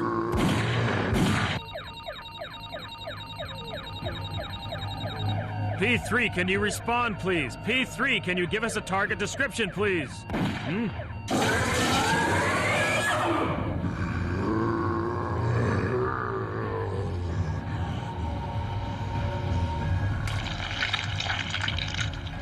You see that? What the hell is that thing? Here it comes!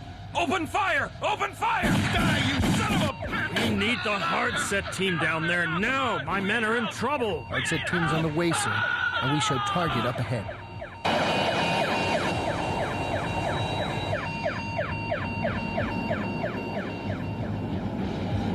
Should be right here.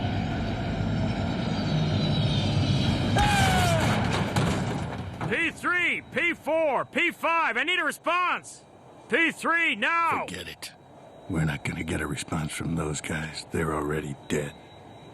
We need to shut the park down, cordon off the area, call up and notify the hard set team to get on it right away. Looks like we got ourselves a really big mess. Gentlemen, Mr. Kudo wants this done right. We only get one chance. Let's move it.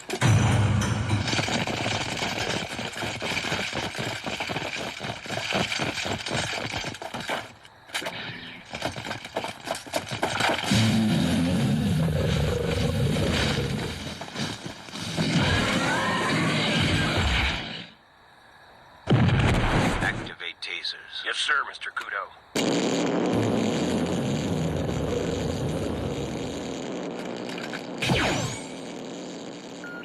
We have men down in Section A. Request immediate rescue. Roger that, we're on our way. Stop the tasers. Yes, sir. Detective Kumazawa, we show nothing in Section A. Okay, move on to Section B. Send reinforcements to Section C and D. We may have a rogue hard set team. Affirmative.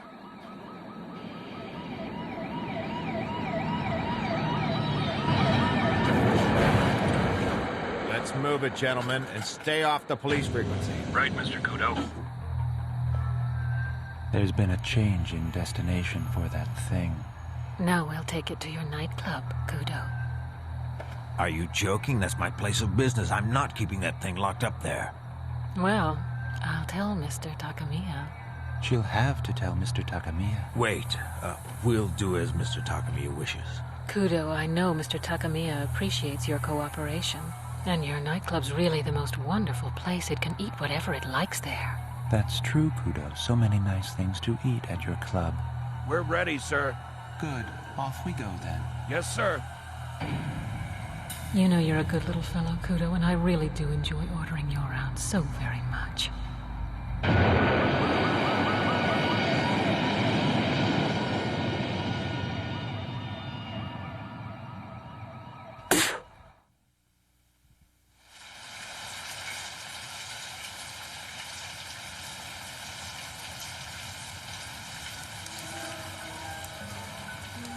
I must kill the demon. I must kill the demon. I must kill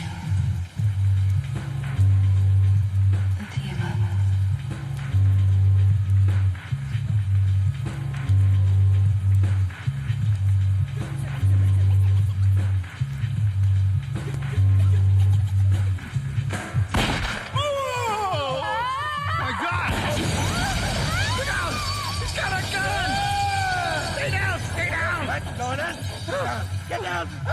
Wait a minute, the guy's got a gun!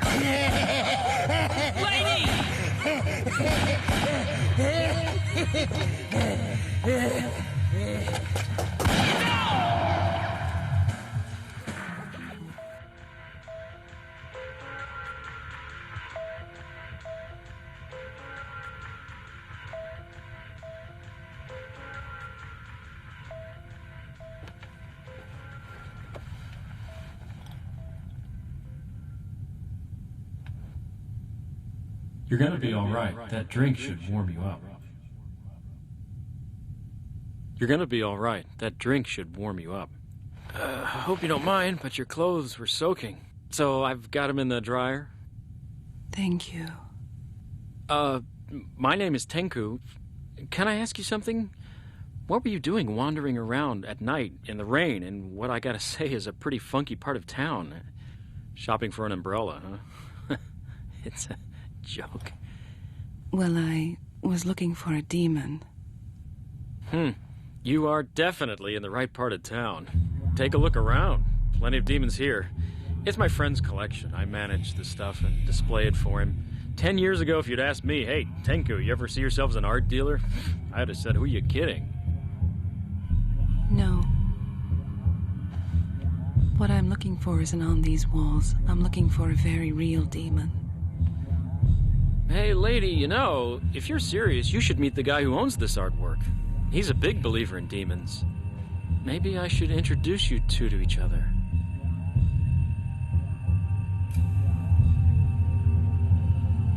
I've heard people can't live in this area.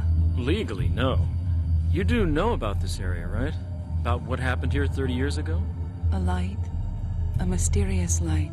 Yeah, it covered this whole area. Nothing survived. Every living thing dead. Government closes it down, you know, seals off this entire area. They do their tests, spend a fortune on studies, blah, blah, blah. Did you ever find out what caused the disaster? Pfft, hell no. People came here, started living by their own rules. We created our own town. Tell you the truth, I like it. I was born and raised here, and it was here that I met him. His name is Tsunami Shijo.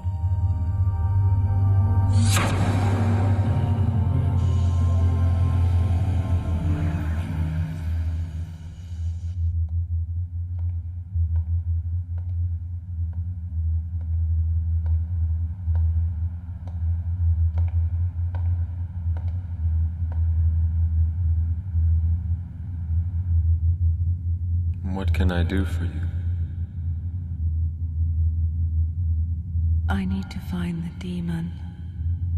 And when you find him, what will you do? When I find him, I must kill him. I must kill him. Rest assured, when I find him, I alone must be the one to kill him.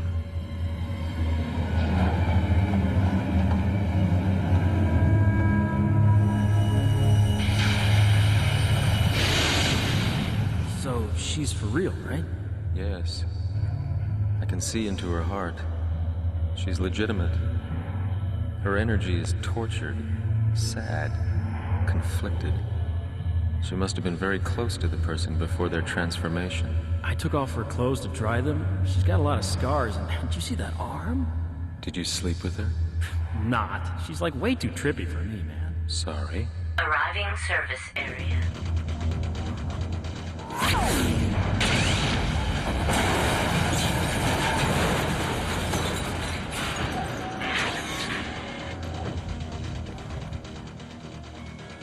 Wind manipulators. Yes, that's my specialty. I hope you enjoyed it. You work for Mr. Takamiya. Exactly what is it you want from me? Well, we only want one thing. Forget the girl that asked for your help. It's really very simple, quite a simple request. I know why you're here, and I'm going to have to deny your request.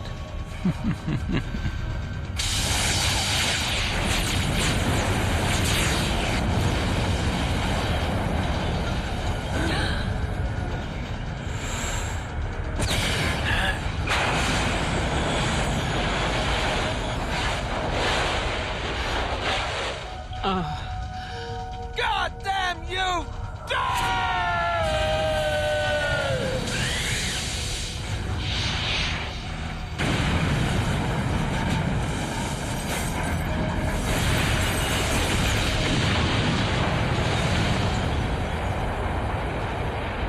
He's a flame manipulator, and he's good.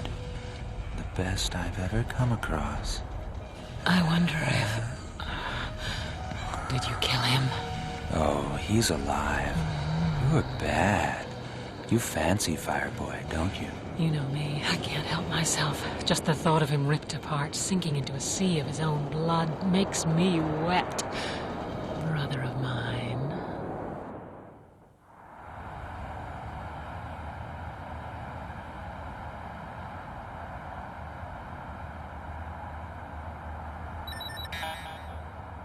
Hey, boss. I think I've come up with a lead on our demon. Yes, at the Club Crystal Box. Right. On the surface, it's just another sex club catering to rich guys with weird tastes. You can get whatever you want there so long as you got the money for it. But the word is, chicks who work there have been disappearing, and the owner, Kudo, is just a front man for someone else. That would be Takamiya. Yeah, boss, that's the guy.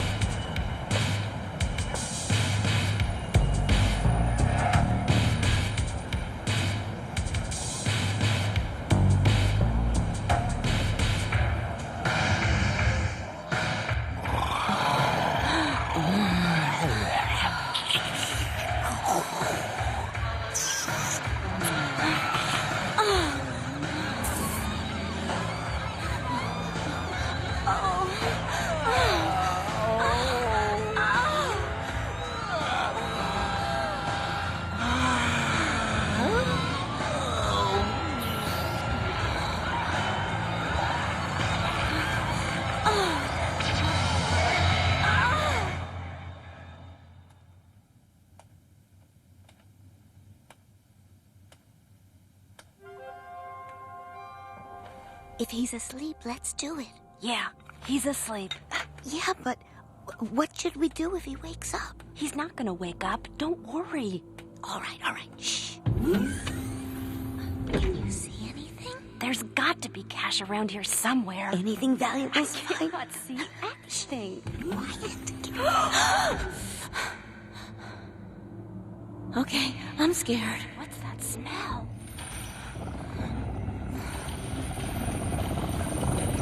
Hello, is anyone there?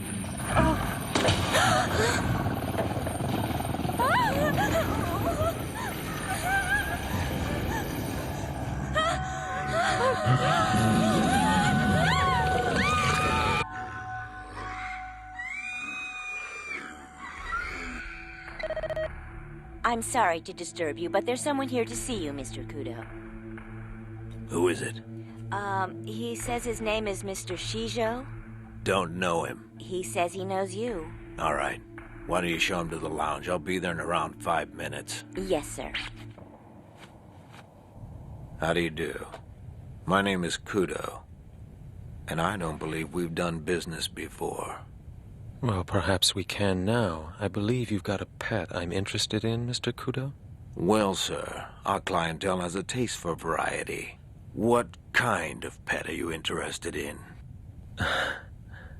The kind with a horn. I'm afraid we can't accommodate you. My apologies. That's too bad. I'd heard you have everything one desired here. I'm sorry. If I get any information on anything resembling your request, I'll call. Please do that. Thank you so much. Follow him, then kill him, even if you have to take the drug. Yes, sir. Sayonara, Mr. Shijo, whoever you are.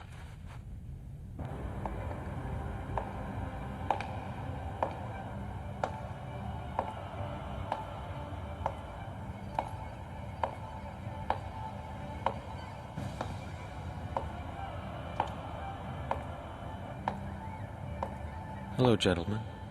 Have you found a pet for me?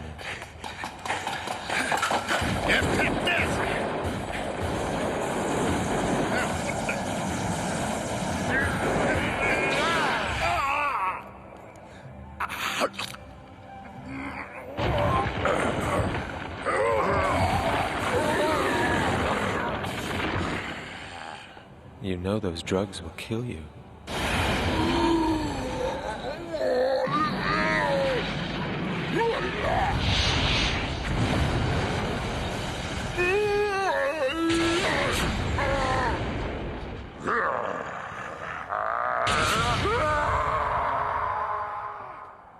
I love fries, but they make me fat. Maybe these'll keep the pounds off. That stuff will kill you. That's what I said. Biocapsule muscle enhancement drug. What are you doing with it? That drug is highly illegal, you know. That's why I'm giving it to you. I think this drug contains a latent virus, and someone has infected a human being using him as a test subject. I think Vergen Pharmaceuticals may be involved. I'll send Tajima into Old Town tonight and have Junk check this stuff out. Yes. Send it to Junk.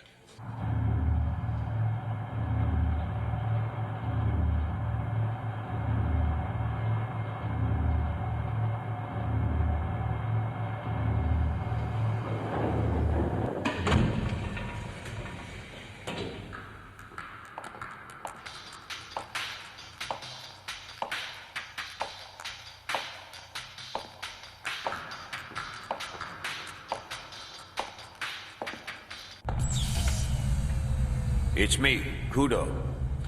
We hear you've met Tsunami Shijo. We hear you also used the muscle-enhancing drug. Why the hell did you do that? Do you want to blow our whole plan? I'm sorry, please, but he seemed to, I mean, he knows about us. I thought I should kill him. Kudo, listen and listen well. You have one responsibility and one only, the care and feeding of your special guest. Is that understood? Feed the demon. Tend to its needs. Do that and I'll be happy. Mr. Tsunami Shijo is none of your concern. You leave him to me. Okay, Tajima, here's the analysis. And what you got here is one nasty little pill. It does contain a virus, but the user won't be infected with occasional use. You take it, pump up, you're big, strong, and scary. Wake up in the morning back to normal with a splitting headache. But if taken regularly, there is an explosive change in the user's cell structure. Bottom line is, you take enough of this stuff, and you can kiss your ass goodbye. You mean you die? I mean, you turn into one real live, genuine monster. And dig this? A little taste test comparison I did. Here we go. On the right, our nasty boy virus. On the left is one I borrowed from the database of a certain pharmaceutical company. Overlap them? Ta-da! They match. Huh. What's the name of this pharmaceutical firm? Now, that's the kind of information that's gonna cost you. Looks like I broke his heart. Looks that way. Who the hell are you two?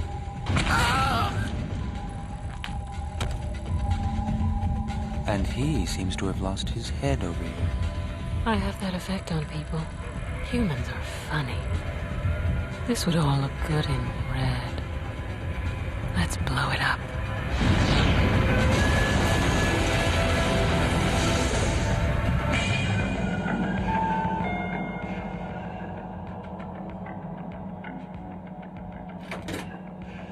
A.G., you're home early.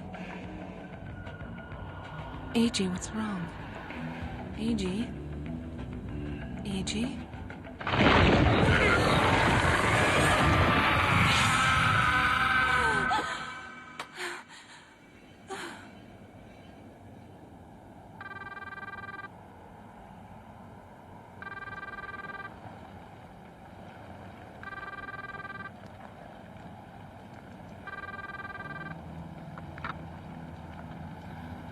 Tsunami?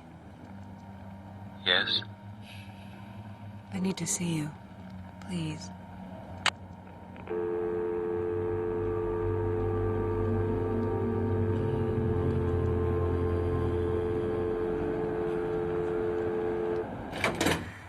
Thank you for coming. I'm sorry to call you so late.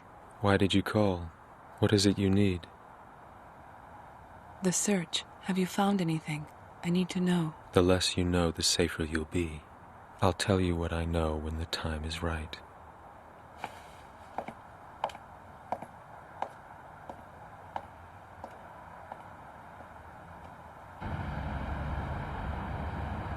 Tenku?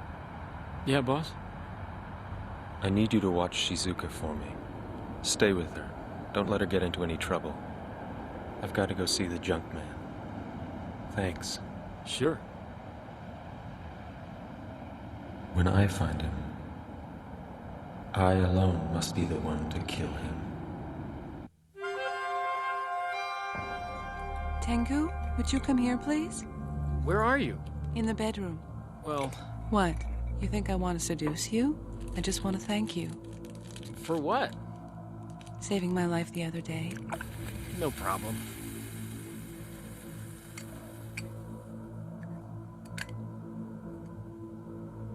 Sorry the room is so messy, but with everything that's been happening, you know. Here you go. Thank you. Hey, this room isn't messy. You checked out my place. Every time Tsunami's over, he calls it a pigsty. It is a pigsty. You two are good friends, aren't you? By the way, I was wondering how the investigation was going. Found out anything about the demon? Yeah, sure, we found the thing. Didn't Tsunami tell you? No.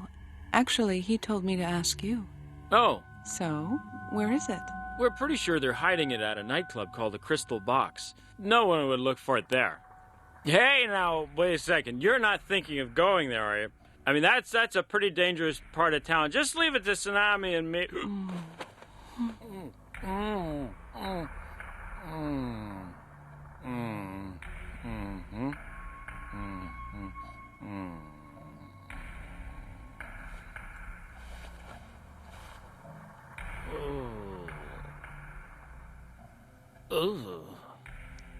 Think I'm a little drunk, maybe.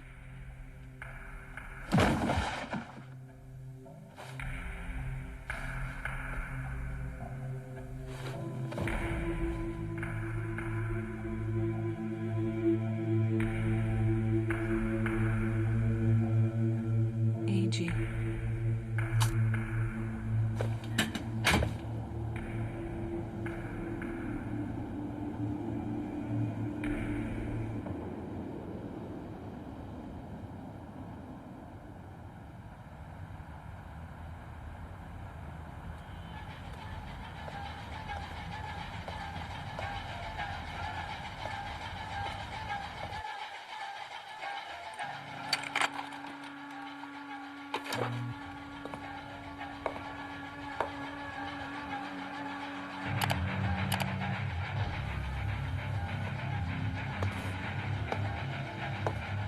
Hey, what a mess, huh?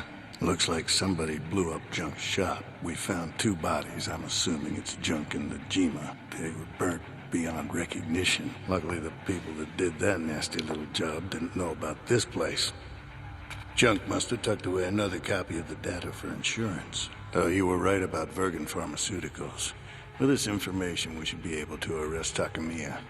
Found out something about that girl, too. Seems she had a fiancé by the name of Eiji Tachibana, worked as a researcher for Vergen Pharmaceutical. Well, we recovered flesh and fluid samples from the murder scene in the park. Also got a hold of his medical records. His DNA matches the DNA of that demon. Hello, Tinku. What's up? Shizuka's disappeared. I was so stupid. She must have drugged me. Tsunami, I told her about the club, about the crystal box. She must have gone there. I'm sorry. That's all right. I'm going over there right now. Be careful. I don't make the same mistake twice.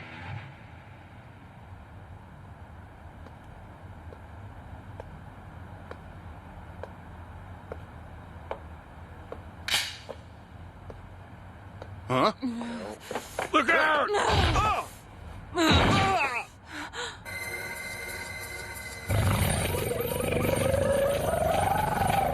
You know, he's really sort of cute. Mr. Kudo, we discovered a woman down here. What should we do with her? Let me see her. It's Tachibana's fiancé. Kill her. No, wait a minute. Let's let the pathetic girl visit the guy. I mean, he's going to be eliminated anyway when the experiment is over, so the very least we can do is let these lovebirds be together. And you thought your sister had no heart. You are the very portrait of compassion. We'll bring the both of them to Mr. Takamiya. Put them on the shuttle. We leave immediately.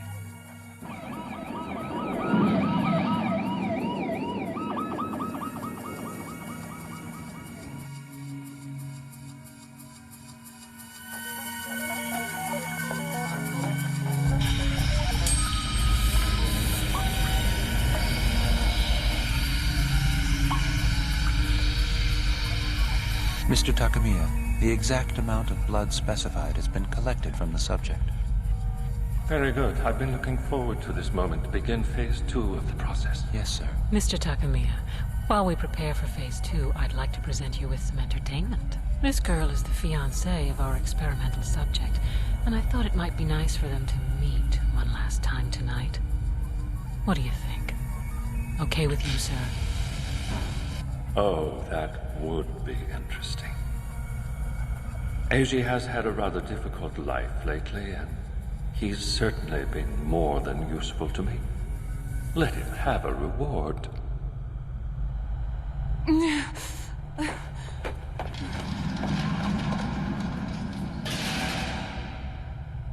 Eiji.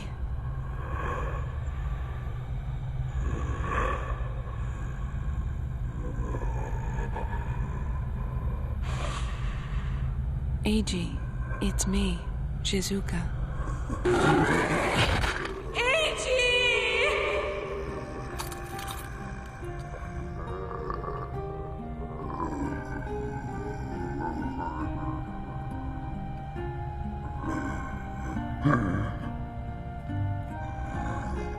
Eiji.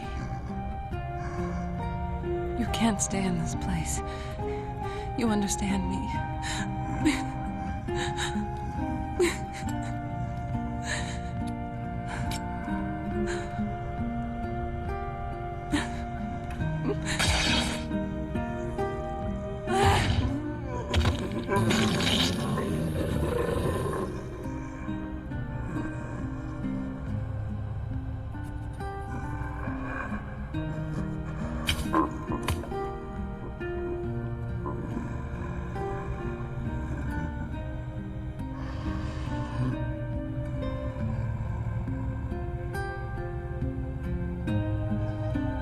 Eiji, always know I love you.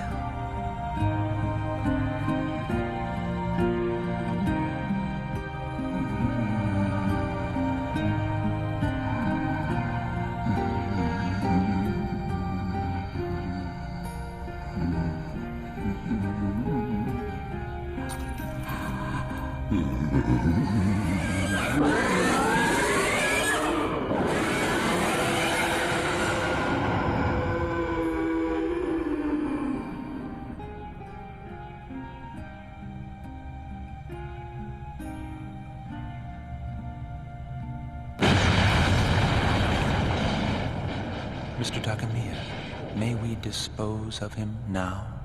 That will be fine. Very good. Thank you, sir. Kudo, you stay. I need you.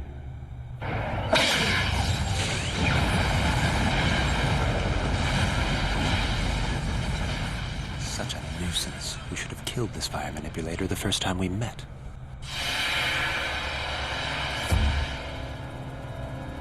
Mr. Takamiya, the final cylinder is in place. Excellent. Just one more thing and your work will be done, Kudo. Place your hands on the activation panel. Your identity print will act as the password and the process will begin. Yes, sir.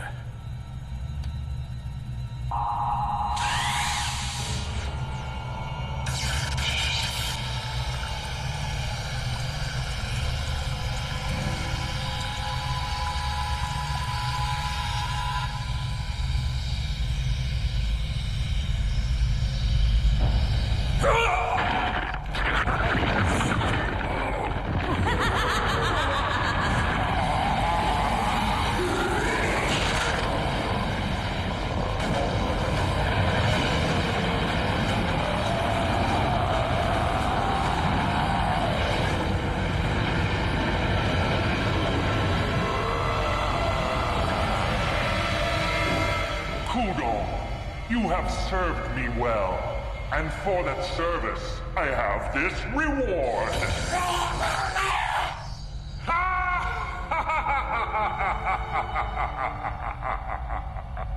Come and live inside me, and bring your soul, what little you have left.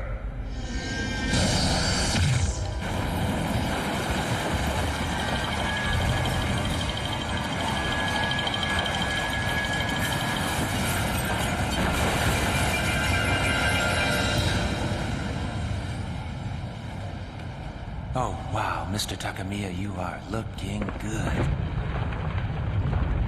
The ultimate evil is resurrected, and now begins the new era.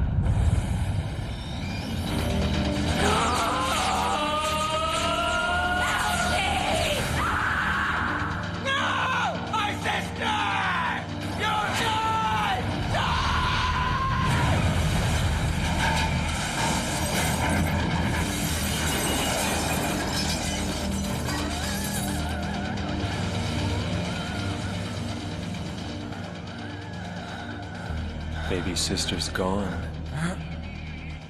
You've lost your temper, and you know what that means. Your power's drained, wasted on anger. I'll kill you!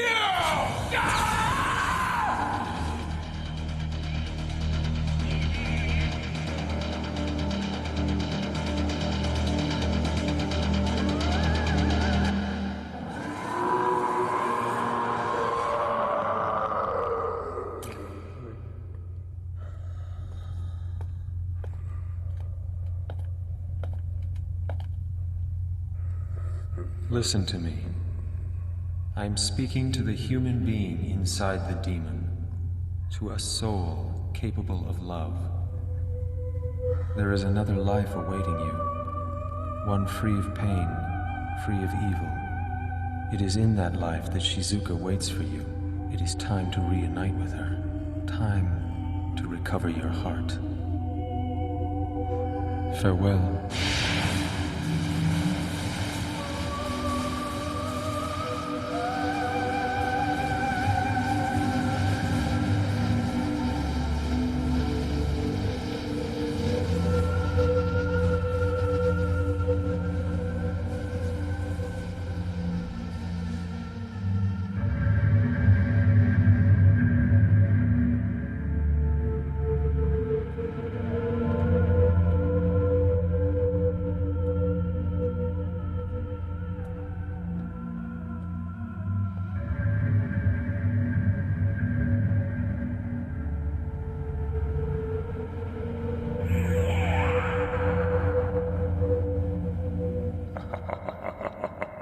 I am enjoying the show.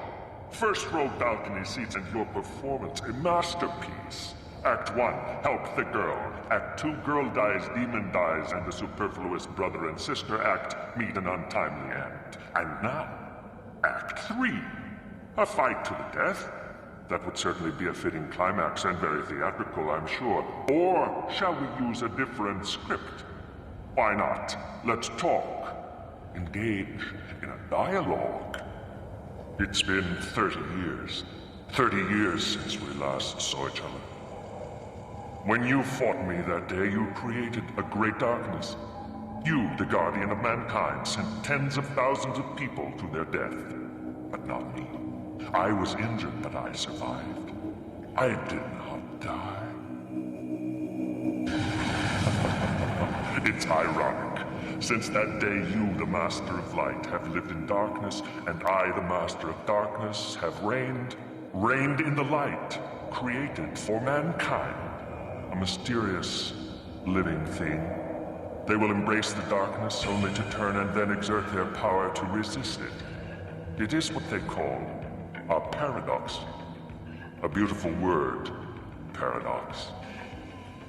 Look at the world they've created. Look at the prosperity. It is this prosperity that has allowed me to thrive, acquire a new body and unlimited power. The earth is small with man, and the earth is weary of their rule. You and I, Tsunami, are the meaning of the earth. Let the humans feed us, provide us with pleasures and power. We've had a long relationship. Let's no longer fight. Let's rule together. Rule. No. 30 years ago, I made the mistake of falling in love with a human being. And 30 years ago, you made sure that love would not survive, so you killed that woman and took her from me forever.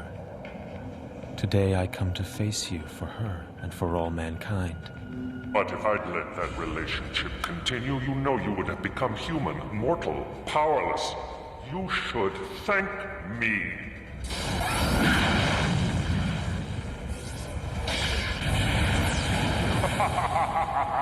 This is why I killed her, so we can fight.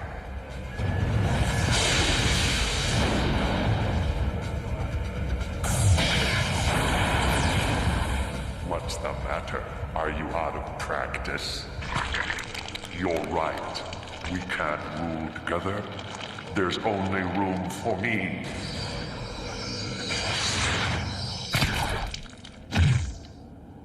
The only choice now is how you die.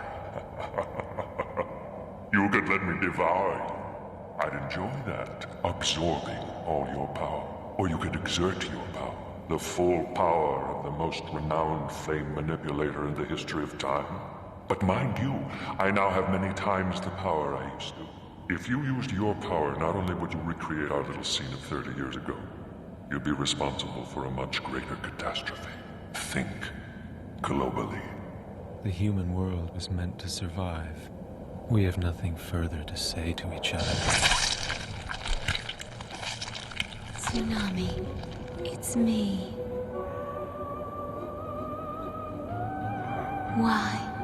Why do you resist me? I've waited so long to see you again.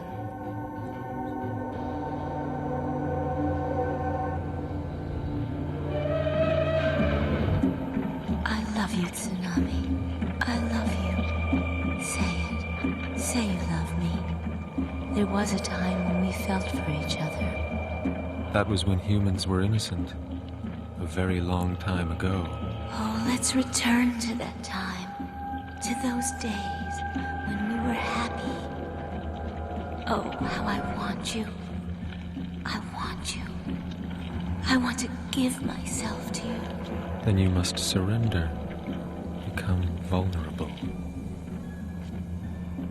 That's not possible until you change your heart.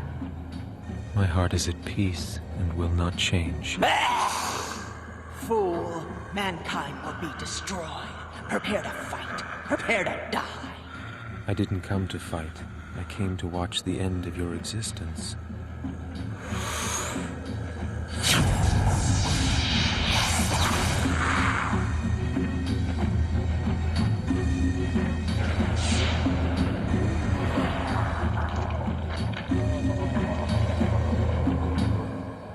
Give evil nothing to oppose, and it will disappear by itself. Farewell.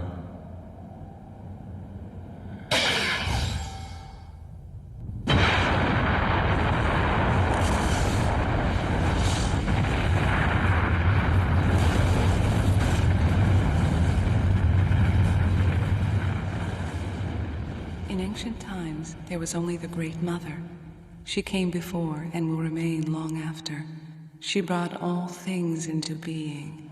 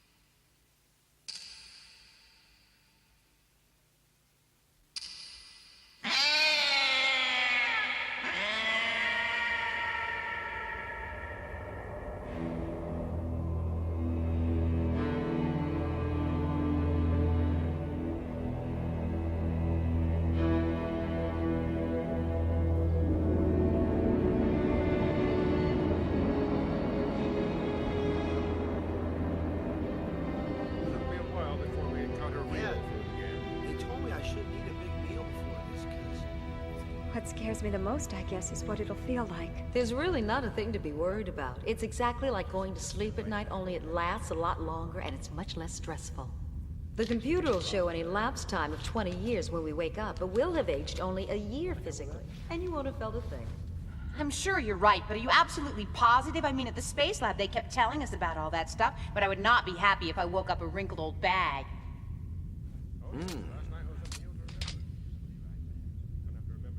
It's okay, Lily. Don't tell me you're bringing it into deep sleep with you. Of course, like I'm gonna leave her at home for 20 years? If I don't bring her with me, I'll never see her again. Oh yeah, and she'll be real practical to have around for all those space mice. A lot more practical than your little pea shooter. Oh, this little baby? I'm the careful type. There might be aliens, kid. There might be, mate, but since our number crunchers indicate planet LA-003 was created about 4.5 billion years back and is currently going through a sort of Cambrian-era geological state, I somewhat doubt you'll find anything bigger than a flea. Guess I'll have to shoot low. What the heck is that for? Our Mr. Headquarters doesn't know the corporation flag? Listen, funny boy, I'm perfectly aware it's the corporate flag. I'm asking you what you brought it on board for. Leave the kid alone, Morgan. What do you care? We gotta have a flag to raise on our property. Ha! Look, bud. Jimmy! Right, hey, go for the promotion. Whatever twists your tits. Huh? What I'm interested in is the money, special mission pay. Risk bonuses? Now you're singing my song. Can't beat that with a stick, right, Harris? When we come back home after 40 years, we'll be able to retire and still be young enough to do some damage. Don't worry, I'll make sure the contract's honored. Just don't forget who's keeping an eye on your efficiency reports for the board of directors, guys. Well, I was wondering what the president's daughter was doing on this bucket of bolts. Don't despise her. She's very sweet for a barracuda, but don't touch her pussycat. I haven't had the pleasure of working with the gents from the Japanese sector. See, I'm from the Australian office. The name's Berry, Dick Berry. This your first interstellar run?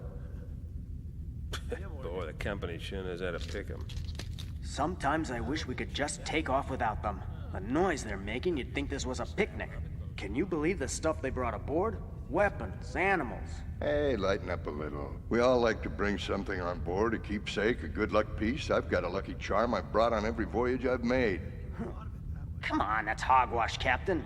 Yeah, well, I can't exactly make too much fuss about anybody else now, right? It's too bad they never taught us at the space training camp some way of not putting our foot in our mouth. I just put mine in up to the hip. Forget it, but now that you mention it, there's something we're going to have to be dealing with sometime soon, and that's the quality of the engineers the camp's turning out. With every multinational looking to stake a claim, there's a real shortage of qualified personnel. The captain of the Baikal was telling me they have the same problem. I have to admit, I was wondering why we always seem to end up working with a gang of incompetent amateurs that act like they escaped from a fraternity party. Just keep your blood pressure down, because they're the employees of the mother company, and we're here to assist them on their mission. Don't get bent out of shape. We're interplanetary taxi drivers, and everybody else is just along for the ride. And speaking of which, I think this one's it for me. You're not thinking of retiring, are you?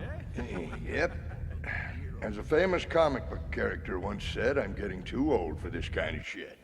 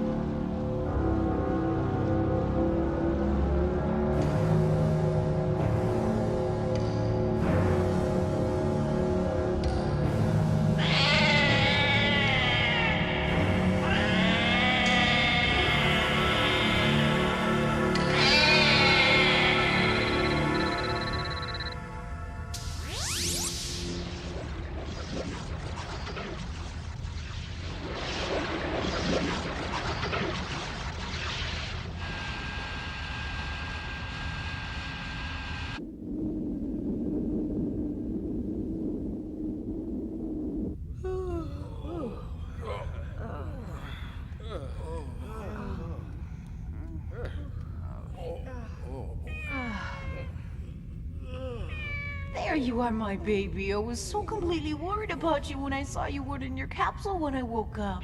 Morning, Guy. Hey, another day, another decade. As briefly as possible, Watt. How are they? Well, they're all a little wobbly on their pins, but nothing out of the ordinary for amateurs. I think it's better if we push the start time back a little for the exploratory party and send some probes down to pick up surface information.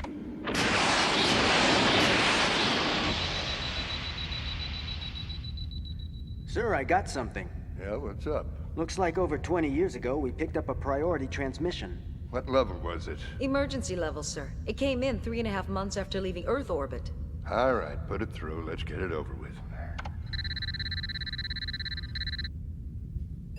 I am Sincam Corporation's Personnel Manager, Interplanetary Division. I have a message of the utmost importance for Mr. Mike Hamilton, Commanding Officer of the Starship Seldes. I am switching to priority scramble now. Put him through. It'd be impossible to keep anything secret on a ship this small.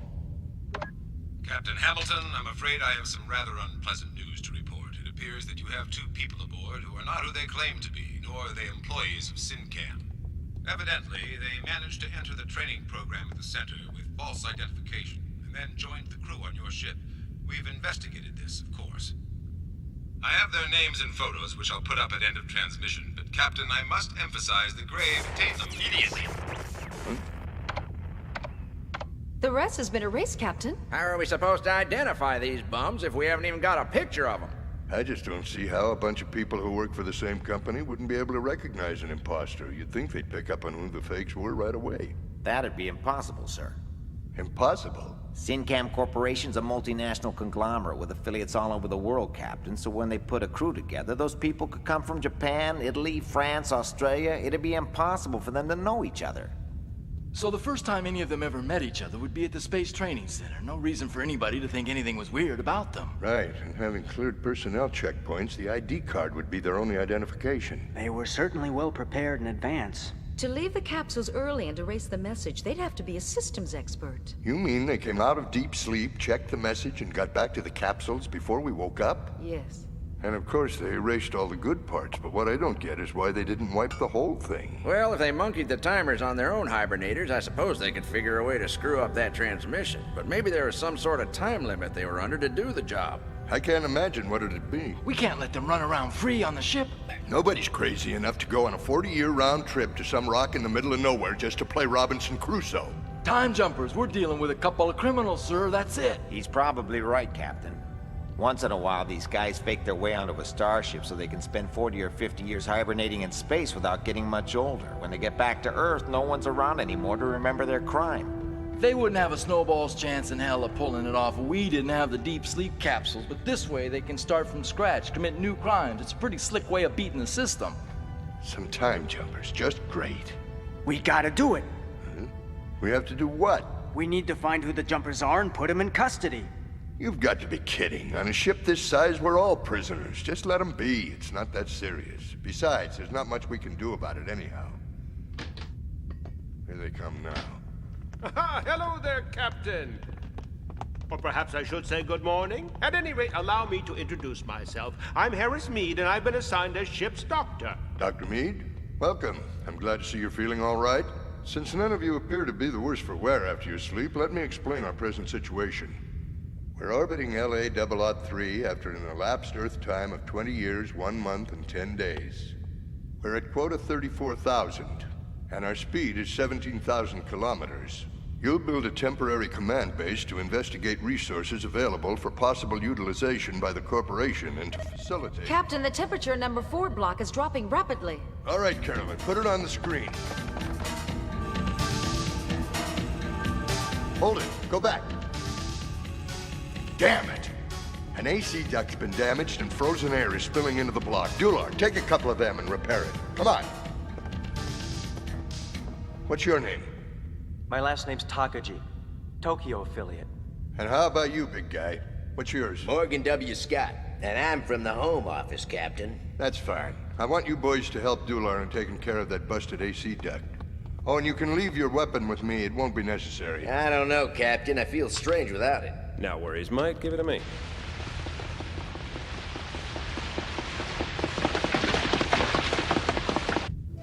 There, you see? I told you they wouldn't match up. Okay, but since the spectrometer readings were the same, it really doesn't make much difference. How can you say that? You never even looked at the gas chromatograph for a comparison. Oh, what? Captain? I'm sorry. Something's odd, but... What's on your mind? Well, I was going through some of the old backup data, and this is going to sound strange, but the remote manipulator toward that duct. The remote manipulator? You sure about it? I still haven't figured out how they managed to get in, but I do know one thing. While we were asleep, somebody reprogrammed it. Huh? That's great. So then what happened? Nothing happened. That's it. What? Wonder which one's You know how to kill a joke. You think Watt's idea holds water? I don't know. We'll never know their plans, only if one of them talks. I'm sure we could find a way to make these thugs open up. Right, guy? Listen, man, we're not the damn military. This mission's starting to bug me already. You know, we could interview them all and then run their stories through the computer for discrepancies in their personal history. Nobody'd ever go for it. And besides, it'd violate their rights to privacy. I'd prefer it if everybody just left it alone and took care of ship's business instead of playing private eye. That goddamn cat is nuts! Hey, I warned you not to bother her. Come back! Lily! Pretty fond of cats, are you? I suppose I am. They're a lot better than a dog. Hey, I love dogs myself. Got that right. I've got 10 of them at home in Florida, and I'm proud of them all. Thank you, hero. Yeah. This thing's killing my nose. See ya. Hey, Captain, when are we gonna get to work? Things are getting boring. We can't do much of anything before we analyze the probe's information. You'll have plenty to do after that. I hope so, because I don't want to be cooped up in this tin can for too long. I'll go bananas. You want to put some money on that? It's obvious nobody's been around this part of the ship in years. A couple of hundred of them.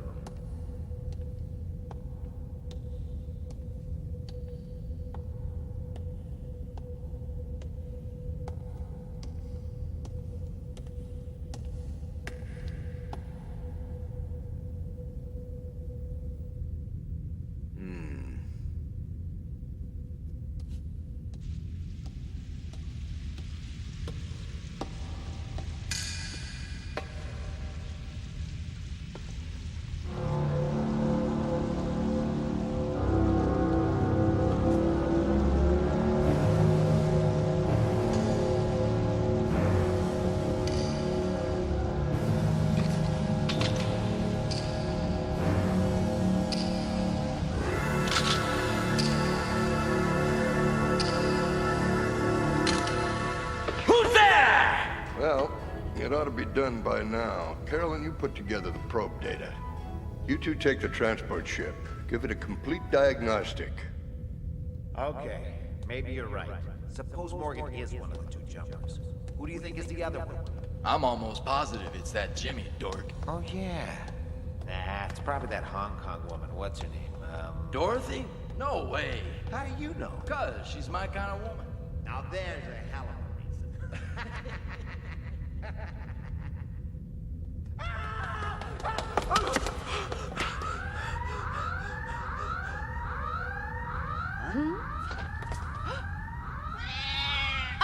Lily?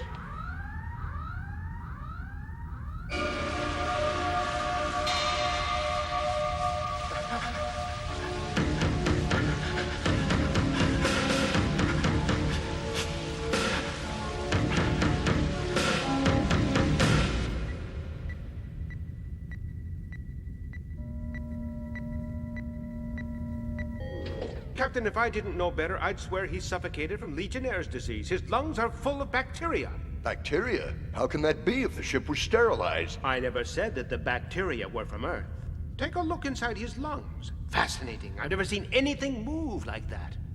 I'll be able to come up with more information once I've run a few tests. Of course, I'll have to admit I'm a little surprised I've been given my own job to do so soon.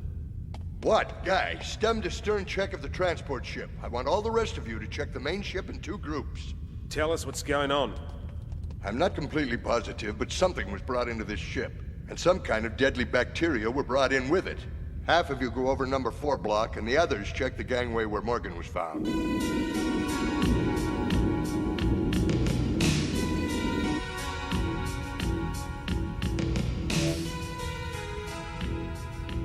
Victim number 1 and 12 to go. Told you I had a bad feeling.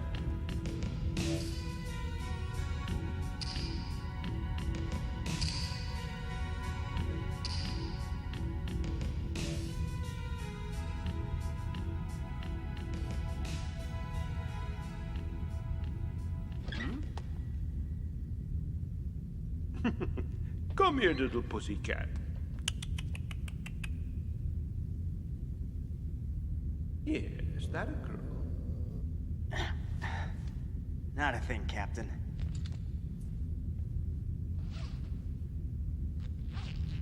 Thanks.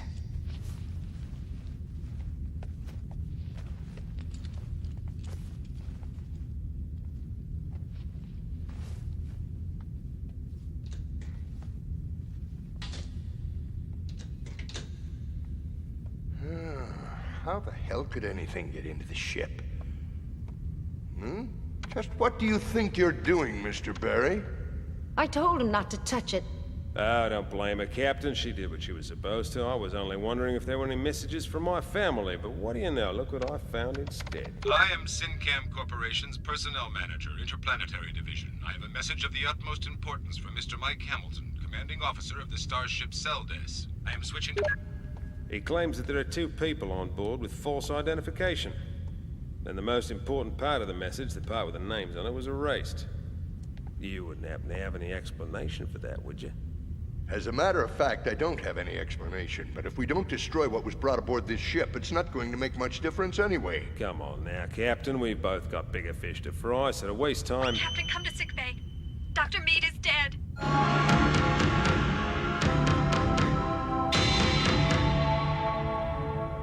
Same as Morgan, sir. Wonder where he picked up the infection. From Morgan or somewhere else. Damn it! Alien bacteria and no doctor. It's like I said, the first thing we have to do is to find who those 2 people are. Nationality? Hong Kong. Date of birth? Come on, Dorothy. I'm not thrilled with this either. But since all of you agreed, we have to go through with it. Date of birth, please. I was born on May 10th, 2241. You're 23. Education? I graduated from Washington University. And had a baby while you were at it. Now that's the kind of higher education that really builds your brain muscle, eh? Just what do you think Barry, you're... shut up. Now let's continue. Prying son of a bitch! We all have something we don't want to tell anybody. We want to keep our lives secret. But if I knew what yours was, I wouldn't laugh about that. It's a fairly pretty speech. I think for the good of the corporation, your turn's up. Carolyn, any word on the transport ship status? We'll be at our first landing point in under an hour. But sir, Guy and Watt haven't reported in yet. They what? Nationality?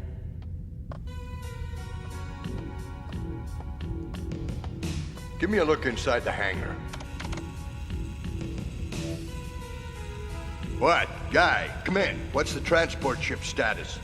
Just a second, Captain. Let me zoom in on it.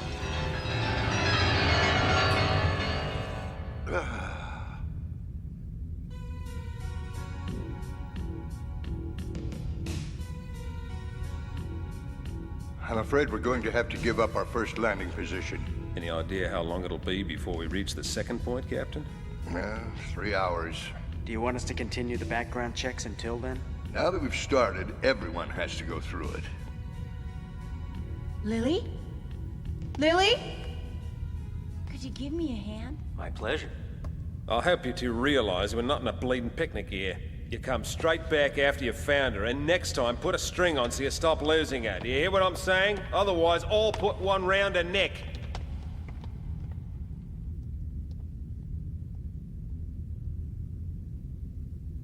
I don't believe it. He is so mean. I wonder why none of them seem to have anything better to do than to look into other people's private secrets. Well, company loyalty is very important. It has to be insured somehow. Lily!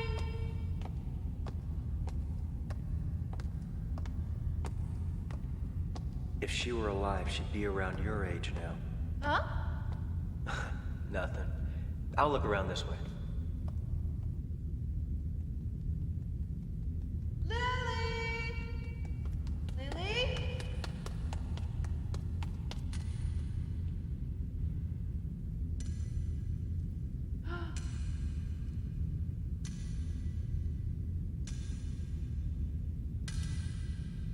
There you are.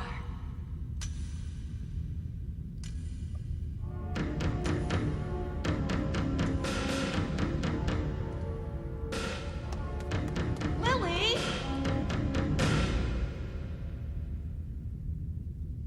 Jimmy Mangle, you've got a drug conviction here. Huh? But I never touched that stuff in my life, Dick! Well, the company records show you were placed on probation for some kind of drug bust when you were in high school. What have you got to say? Wait a minute. They've got it all wrong. I can remember perfectly what happened. It wasn't me. It was one of the guys in my class with me, Jimmy Hangle. I can't believe they still have it on the records like that. Jimmy Hangle was arrested for drugs in high school, not me. They were always mixing up the two of us, calling me Hangle and him Mangle. It was terrible! Do you expect us to believe an excuse like that, Jimmy? Even the police can make a mistake in putting data. Why should I be the one to suffer for something that I never had anything to do with? Well, that was all we were able to find in your entire record. None of it has any bearing on what we're looking for anyway. What happened to that Japanese fella? Captain Hamilton! Well, speak of the devil, here he comes now. Yes, what is it? Come to sickbay right now, sir. All the bodies have vanished.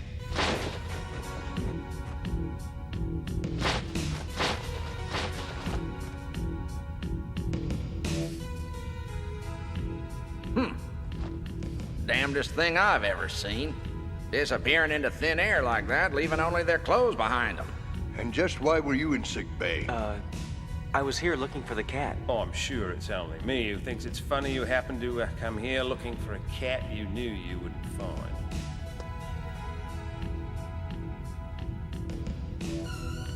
Lily? Come back.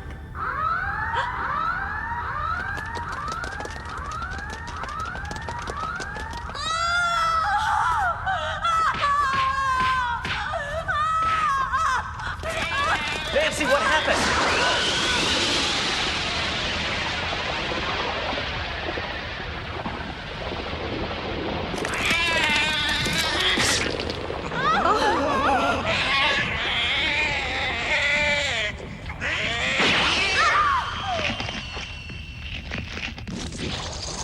Oh my! What in blazes is happening?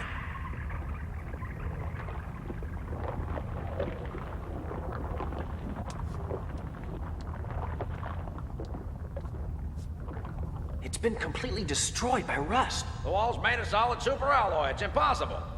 It's got to be something else, but... Bacteria. I'm positive it's been eroded by that bacteria. Yeah, but if it's...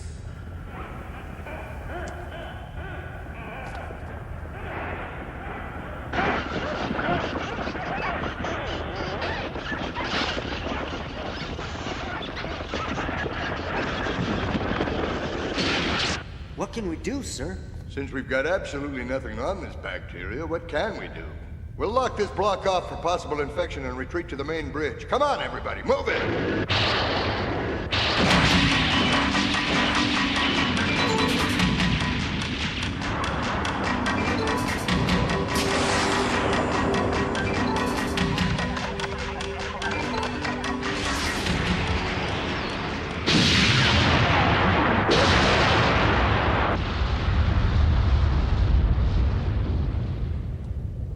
Think we've escaped the buggers, Captain? I hope so.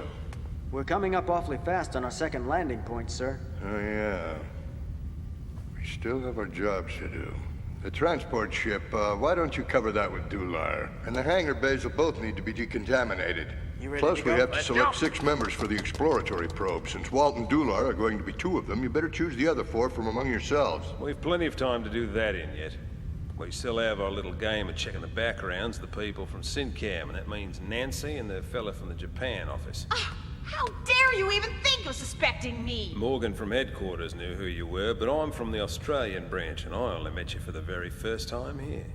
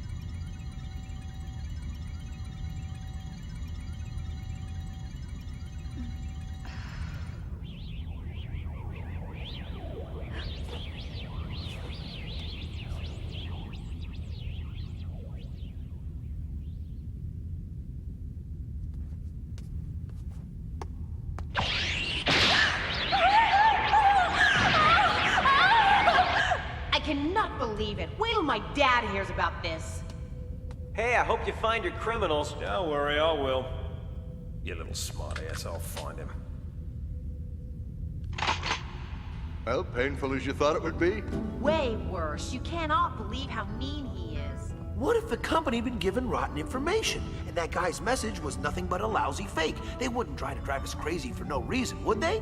You don't think... Hey, anybody seen Dorothy? She hasn't been on the bridge. I thought she was with you 2. No. Huh? She might be. She could be in sick bay. Sick bay? Now, what would she be doing there, mate, if I may ask, and how would you know about it? Well, Mr. Barry, perhaps you should ask her that yourself. Or better yet, why don't the both of us go see what she's doing? Listen, mate. You be Captain, real look. careful how you... What is it? Why in the hell is the hangar deck opening? Carolyn, what? My commands are being overridden by the motherboard, Captain. I have nothing to do with it. Sir, my control board's been cut off. What? We can no longer control the ship from the bridge. Dular, Walt, get your asses out of there. Do you hear me? This is a full-on emergency. I want you to get off of the hangar deck immediately.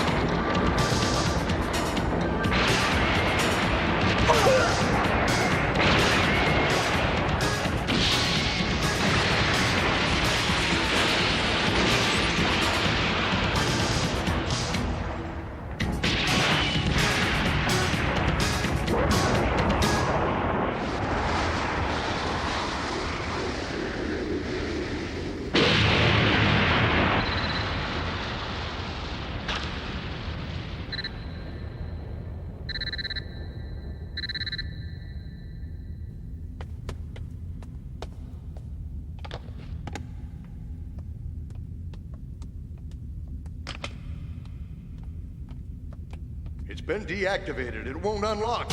Who's in there? Who hasn't been accounted for, other than the first 4 casualties and the rest of us here? Well, a gal from Hong Kong, what's her name? She hasn't been seen around for a while. I bet big money it's probably her in there. I'm telling you, she's not in there. What makes you so almighty sure of yourself? You know an awful lot about the doings of other people. Perhaps you can explain it to me. Yeah, if I can. There's no other way. Captain Hamilton, come with me, please, sir.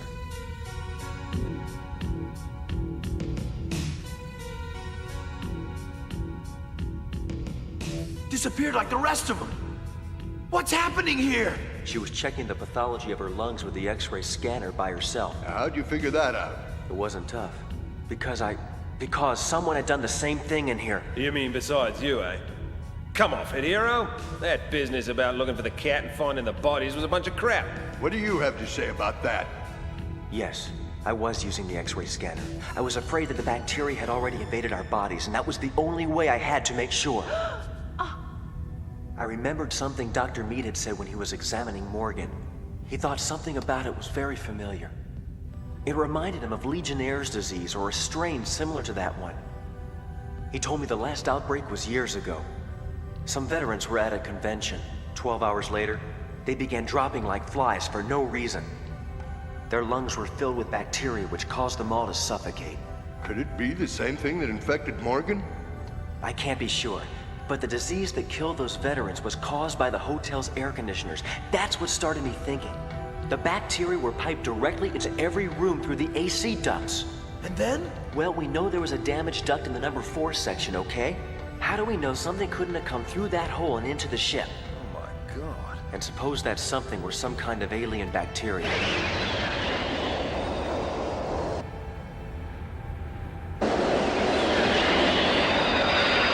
If it were strong enough, it could have passed untouched through the water separation tanks and filters. And then, it'd be a cinch for it to penetrate inside into the entire ventilation matrix where it could infiltrate the ship's air supply.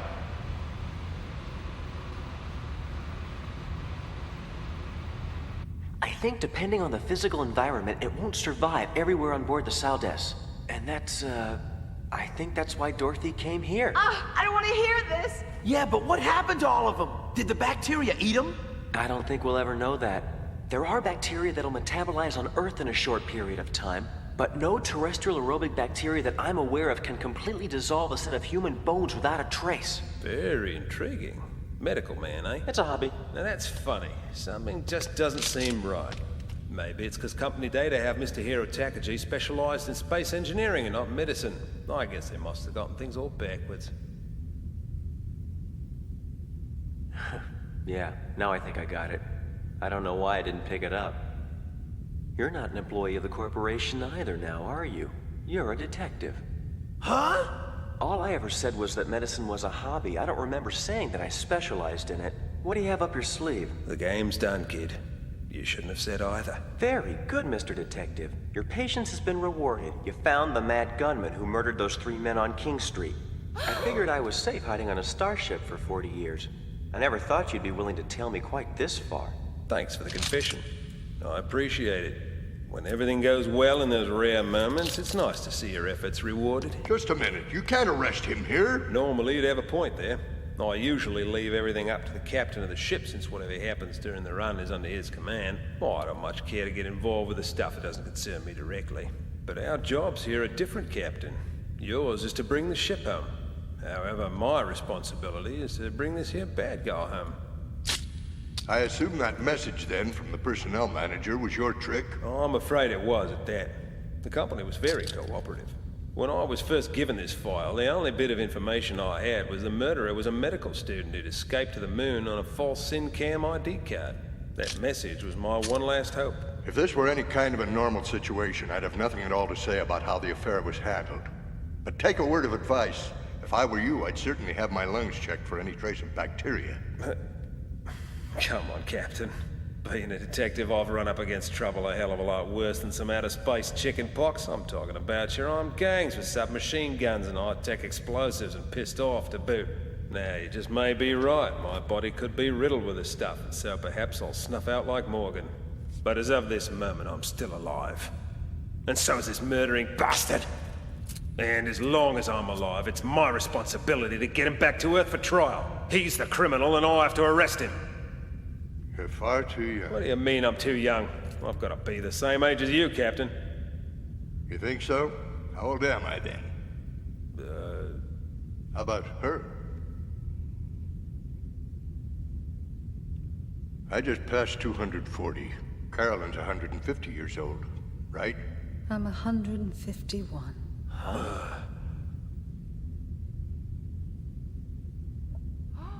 Watt, Guy, Walt, Dular, they were all of them anywhere between 150 and 200 years old, if you go by Earth time computation. Space navigation isn't really everything it's cracked up to be. Thanks to the ship's cryo-hibernation system, our bodies don't get much older with every trip. Well, at least not physically, that is. The trouble starts when we return from a voyage in space. Everyone's thrilled to be home until they realize that 40, 50, or 60 years have elapsed back where they came from. You become... I was so excited by my first voyage. I got back to Earth and met my son, who I'd left as a baby. He'd grown into a man older than I was. But not even that could kill the fascination for me. No, that died after the second trip. There was no more reason to come home.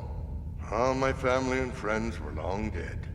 But even more than that, I can't catch up with the new age, new science, new theories, a flood of new information. People treated me like a living fossil, and I realized I'm an anachronism, not quite useless, but annoying to have around. So I escaped back into space and returned to a different new age. I've done it many times. It doesn't really matter what I tell you, after all. You can go ahead and bring him back for his trial, but you'll find out. You'll experience it for yourself. There'll be nobody left to welcome you except the computer keeping records of a crime committed 40 years ago.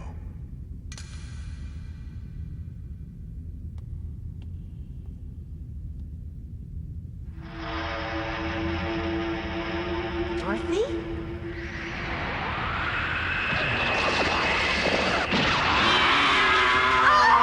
What is it?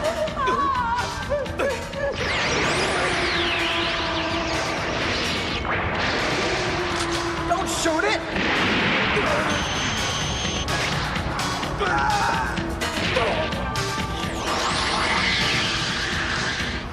Because we've got gravity generators doesn't mean you can blast away anytime you feel like it. What the bloody hell was that? You're telling me that thing got into the ship along with the bacteria? Could be.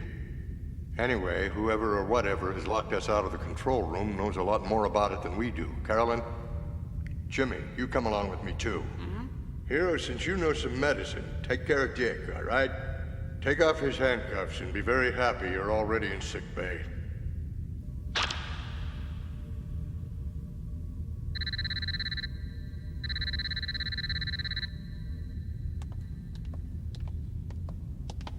I'll have to cut the door. Wait for me here. I'm going to rig a torch in the engine room. I know some welding. Let me help you.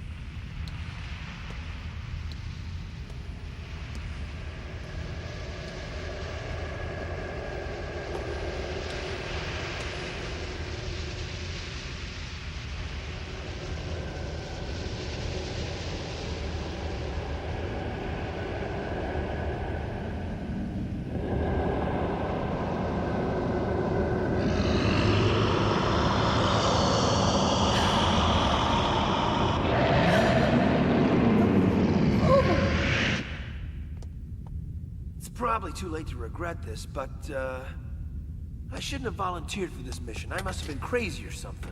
If I were on Earth right now, I'd probably be happy, married, and teaching elementary school. Yeah, I was never fairly evaluated by the company, and I never got any of the promotions I put in for. I did my best, but I wasn't getting anywhere, you know? I've met a few others who felt the same. Then the Home Office announced this mission. They tried to recruit crew members, but nobody was buying it. Some people just have better instincts about this stuff. The pay they were offering was terrific, but it made you really think. How much money would make it worth it to leave your family and friends for so long? Well, why'd you apply if it wasn't what you wanted? My manager recommended me for the very first time. Maybe he thought I was the best man for the job because I was spending a lot of lonely weekends. You know, putting in extra hours at work. Well, then I kind of had this crazy dream, you know? I kept thinking, wouldn't it be great if I surprised everybody in the company and volunteered? Now that'd make my stock go up with the office manager. It was an adventure. Of course, given the choice between that and the situation we're in now, I think I would have chosen to remain back on Earth and be despised. What do you think? Well, I can understand what you went through pretty well. Every space sailor I've ever met had some kind of bad experience in their past. They try to wipe out every memory of it during a 40-year stint. They usually don't manage it. Yep, I've known an awful lot of people like you. There. I'm sorry, Hero. I guess I must have lost the key to the cuffs when I blasted that bugger. I apologize. It doesn't matter. I managed okay. What's important is that the bandage holds. Thank you, Nancy.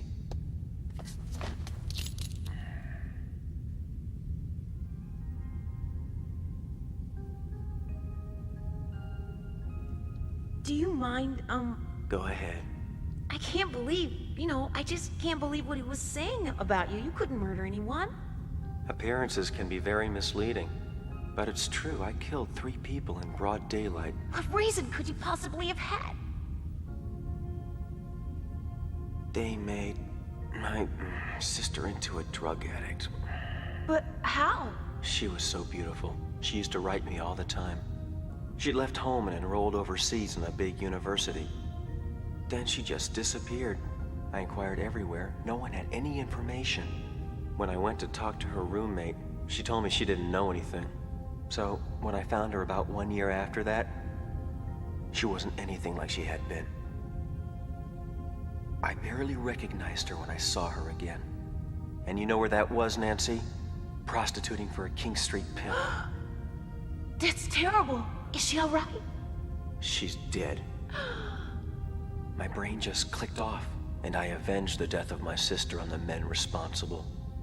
It's true that drugs have completely contaminated the Earth and the Moon, but you had no right to kill them. We were on their tracks for months, and if we'd only been able to arrest them, we could have split their drug ring, closed down their prostitution operation, and that'd have been the end of them. You bollocksed up everything, mate, and cost me my promotion. Damn their operation. My job was to avenge the death of my sister. I'll buy that, mate. Maybe you can understand how I felt. You cost me 2.5 years of backbreaking investigative work, and I'm not likely to forgive you for that in the foreseeable future. How were you able to get on board as a member of the expedition if you didn't have an identification card? I have a close friend who works for the Japanese branch, and he suggested I escape with this expedition. His name's Hirotakaji. He was in love with my sister, and he had planned to marry her. What happened to Carolyn? We have to find her.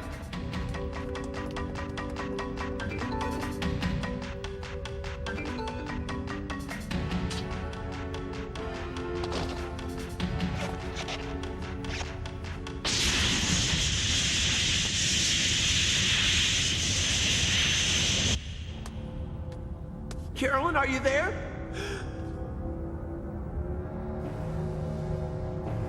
Oh my God, it's amazing.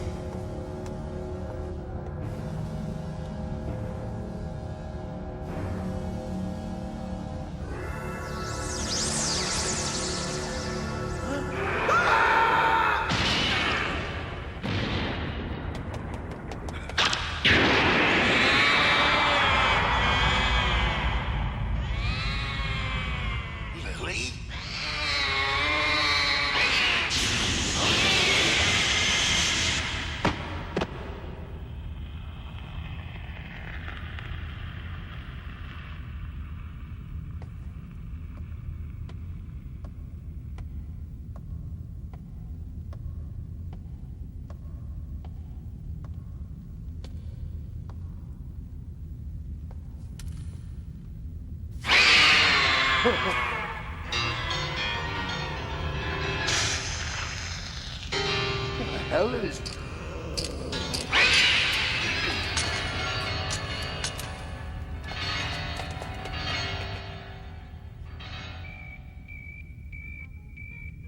What's a diagram of the bacterial invasion doing?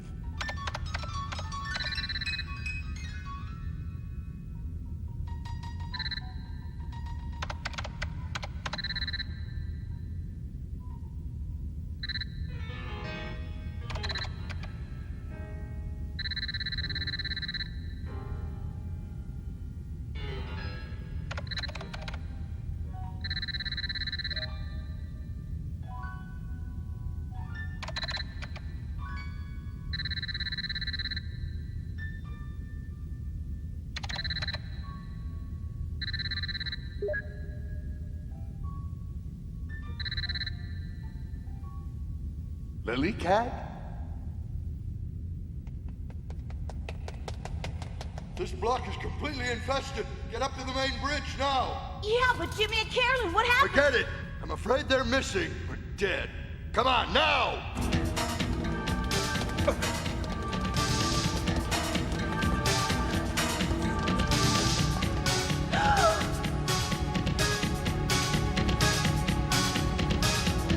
It's metabolized even the bulkhead.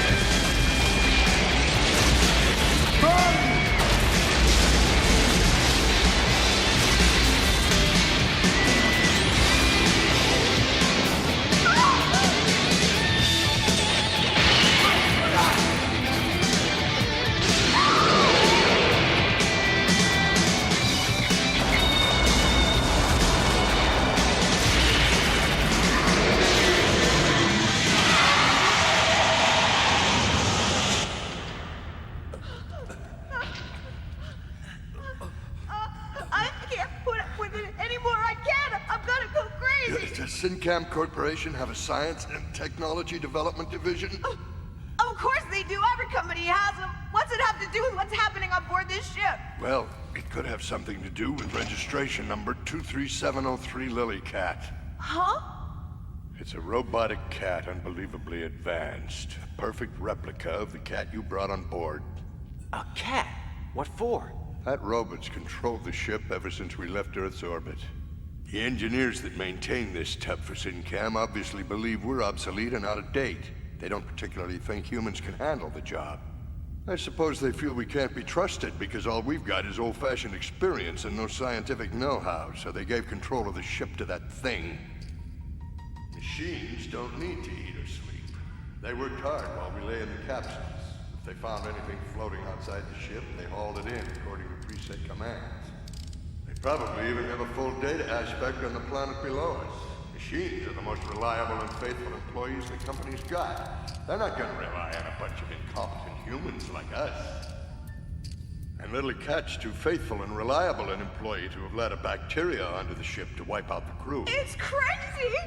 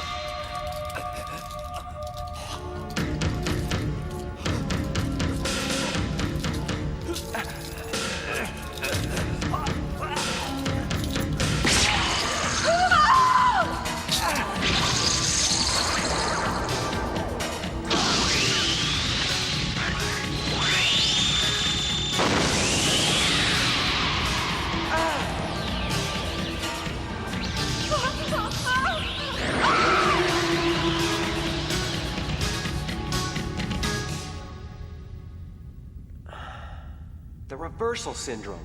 Reversal syndrome? It's a function of some very rare bacteria where they reverse the mitosis of the nuclei and accelerate the growth process of normally dormant cells in a short period of time. What's weird is the absorption of the human tissue into the alien cell makeup. It's as though the bacteria have used the human bodies to metamorphose from a caterpillar into a butterfly. If what you're saying is what happened, that those monsters are the recycled bodies of Dorothy, Carolyn, Morgan, and the rest, then what's to stop it from changing again into something even more horrible? Yeah, but why metabolize everything but our clothing?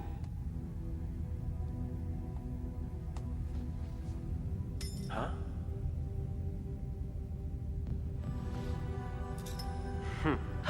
I've never met anyone so mean! Come to think of it, I'd have done the same thing. He followed his principles through, even though he already knew the bacteria had infected him. He came on board this ship with one objective, and that was to put handcuffs on an escaping murderer. And once he accomplished that objective, he never even thought about looking back again. I'll say one thing for him. You have to respect him.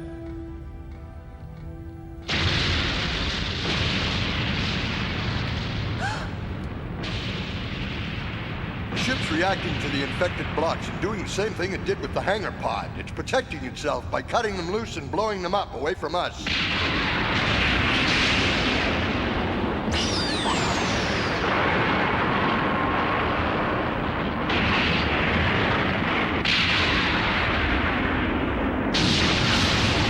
Well, what if the computer decides it's gonna dump this block? I'm not going to worry just yet about that. This block isn't the same as the cargo compartments that were jettisoned, even though the other ones are contaminated. Let's not forget it's a machine, folks. Desperately trying to save itself, even though it knows it's going to be eaten by the bacteria after all.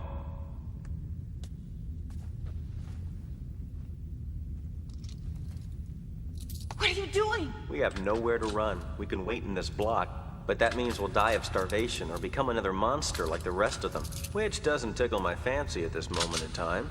So for me, the only answer is for us to kill ourselves. Okay?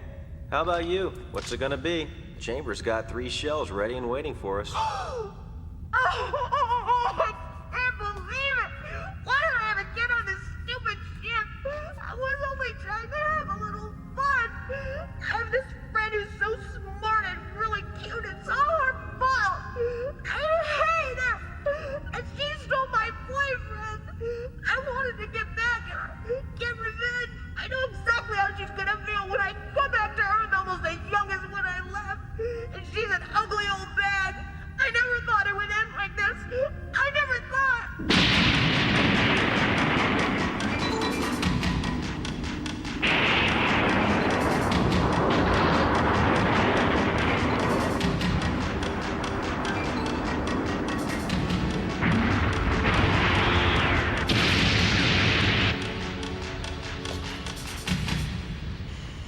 At least I can see my sister again.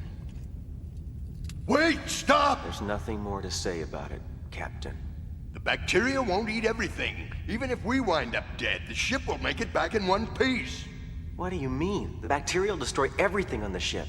And I am positive it won't. On the motherboard, I saw a readout of the corrosion on board, and the cargo blocks and storage compartments were almost completely devastated. But bridge, sub-commands, and engine room were absolutely free of it. Residual magnetic fields are built up by our impulse system. The impulse drive powers the onboard electricity. That means an electromagnetic field. I guess the bacteria must be... That's it! The magnetic field kills them, or repels them. If the robot knows that, it could bring the ship back home. All it would need are the bridge and the main drive system. Of course it knows the situation. What possible reason could it have to blow off the cargo blocks except to lighten the ship for the trip home?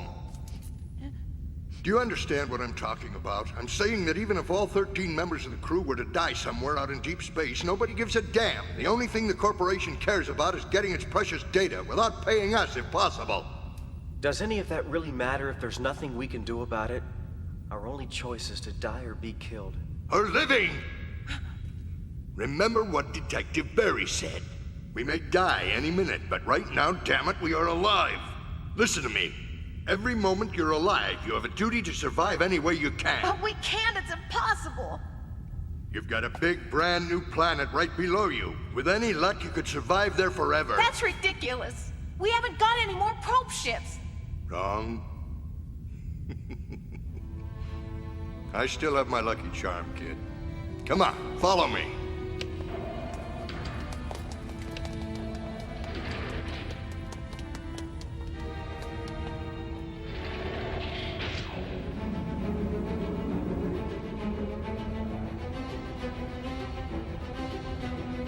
You brought a shuttle. I had it my first trip, and ever since then I've brought this little baby with me every mission I ever made. Walt, he laughed at me all the time, but I just couldn't trash it. Our memories are powerful, and that little machine recalls every experience I ever had.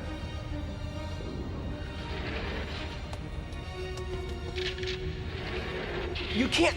What are you doing? It's a pity I couldn't have been a little better skipper after all. Captain, it's... Be alive! Do everything you can to be alive!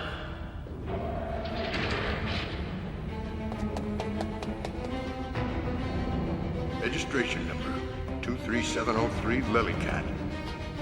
You're not going to bring this plague ship back except over my dead body.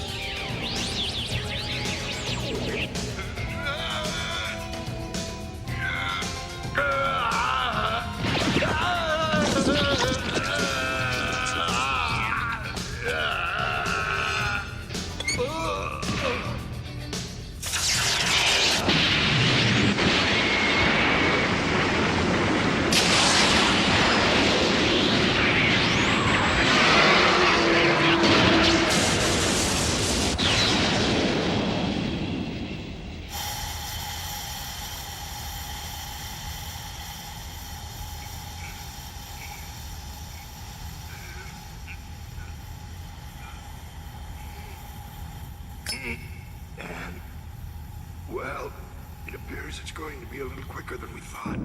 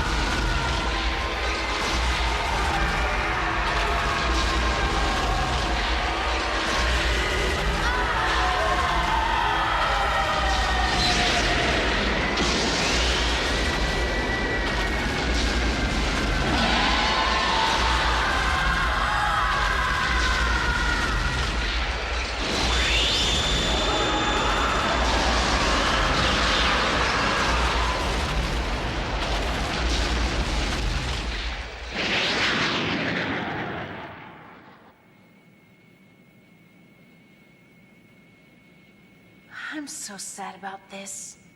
All of us should have been able to land on the planet, you know? Is anything wrong? What are you thinking about, Hero? I was wondering about butterflies and if they ever regretted that, if they ever even thought of their past as caterpillars. And if the caterpillar ever thinks of its future up there as that exquisite creature in the air. We'll be metamorphosing somewhere onto another level someday. Some other kind or frequency of existence, if that's our promised end. We'll have to live out whatever our destiny is. And nobody can know what the future will bring in this world or even the next one.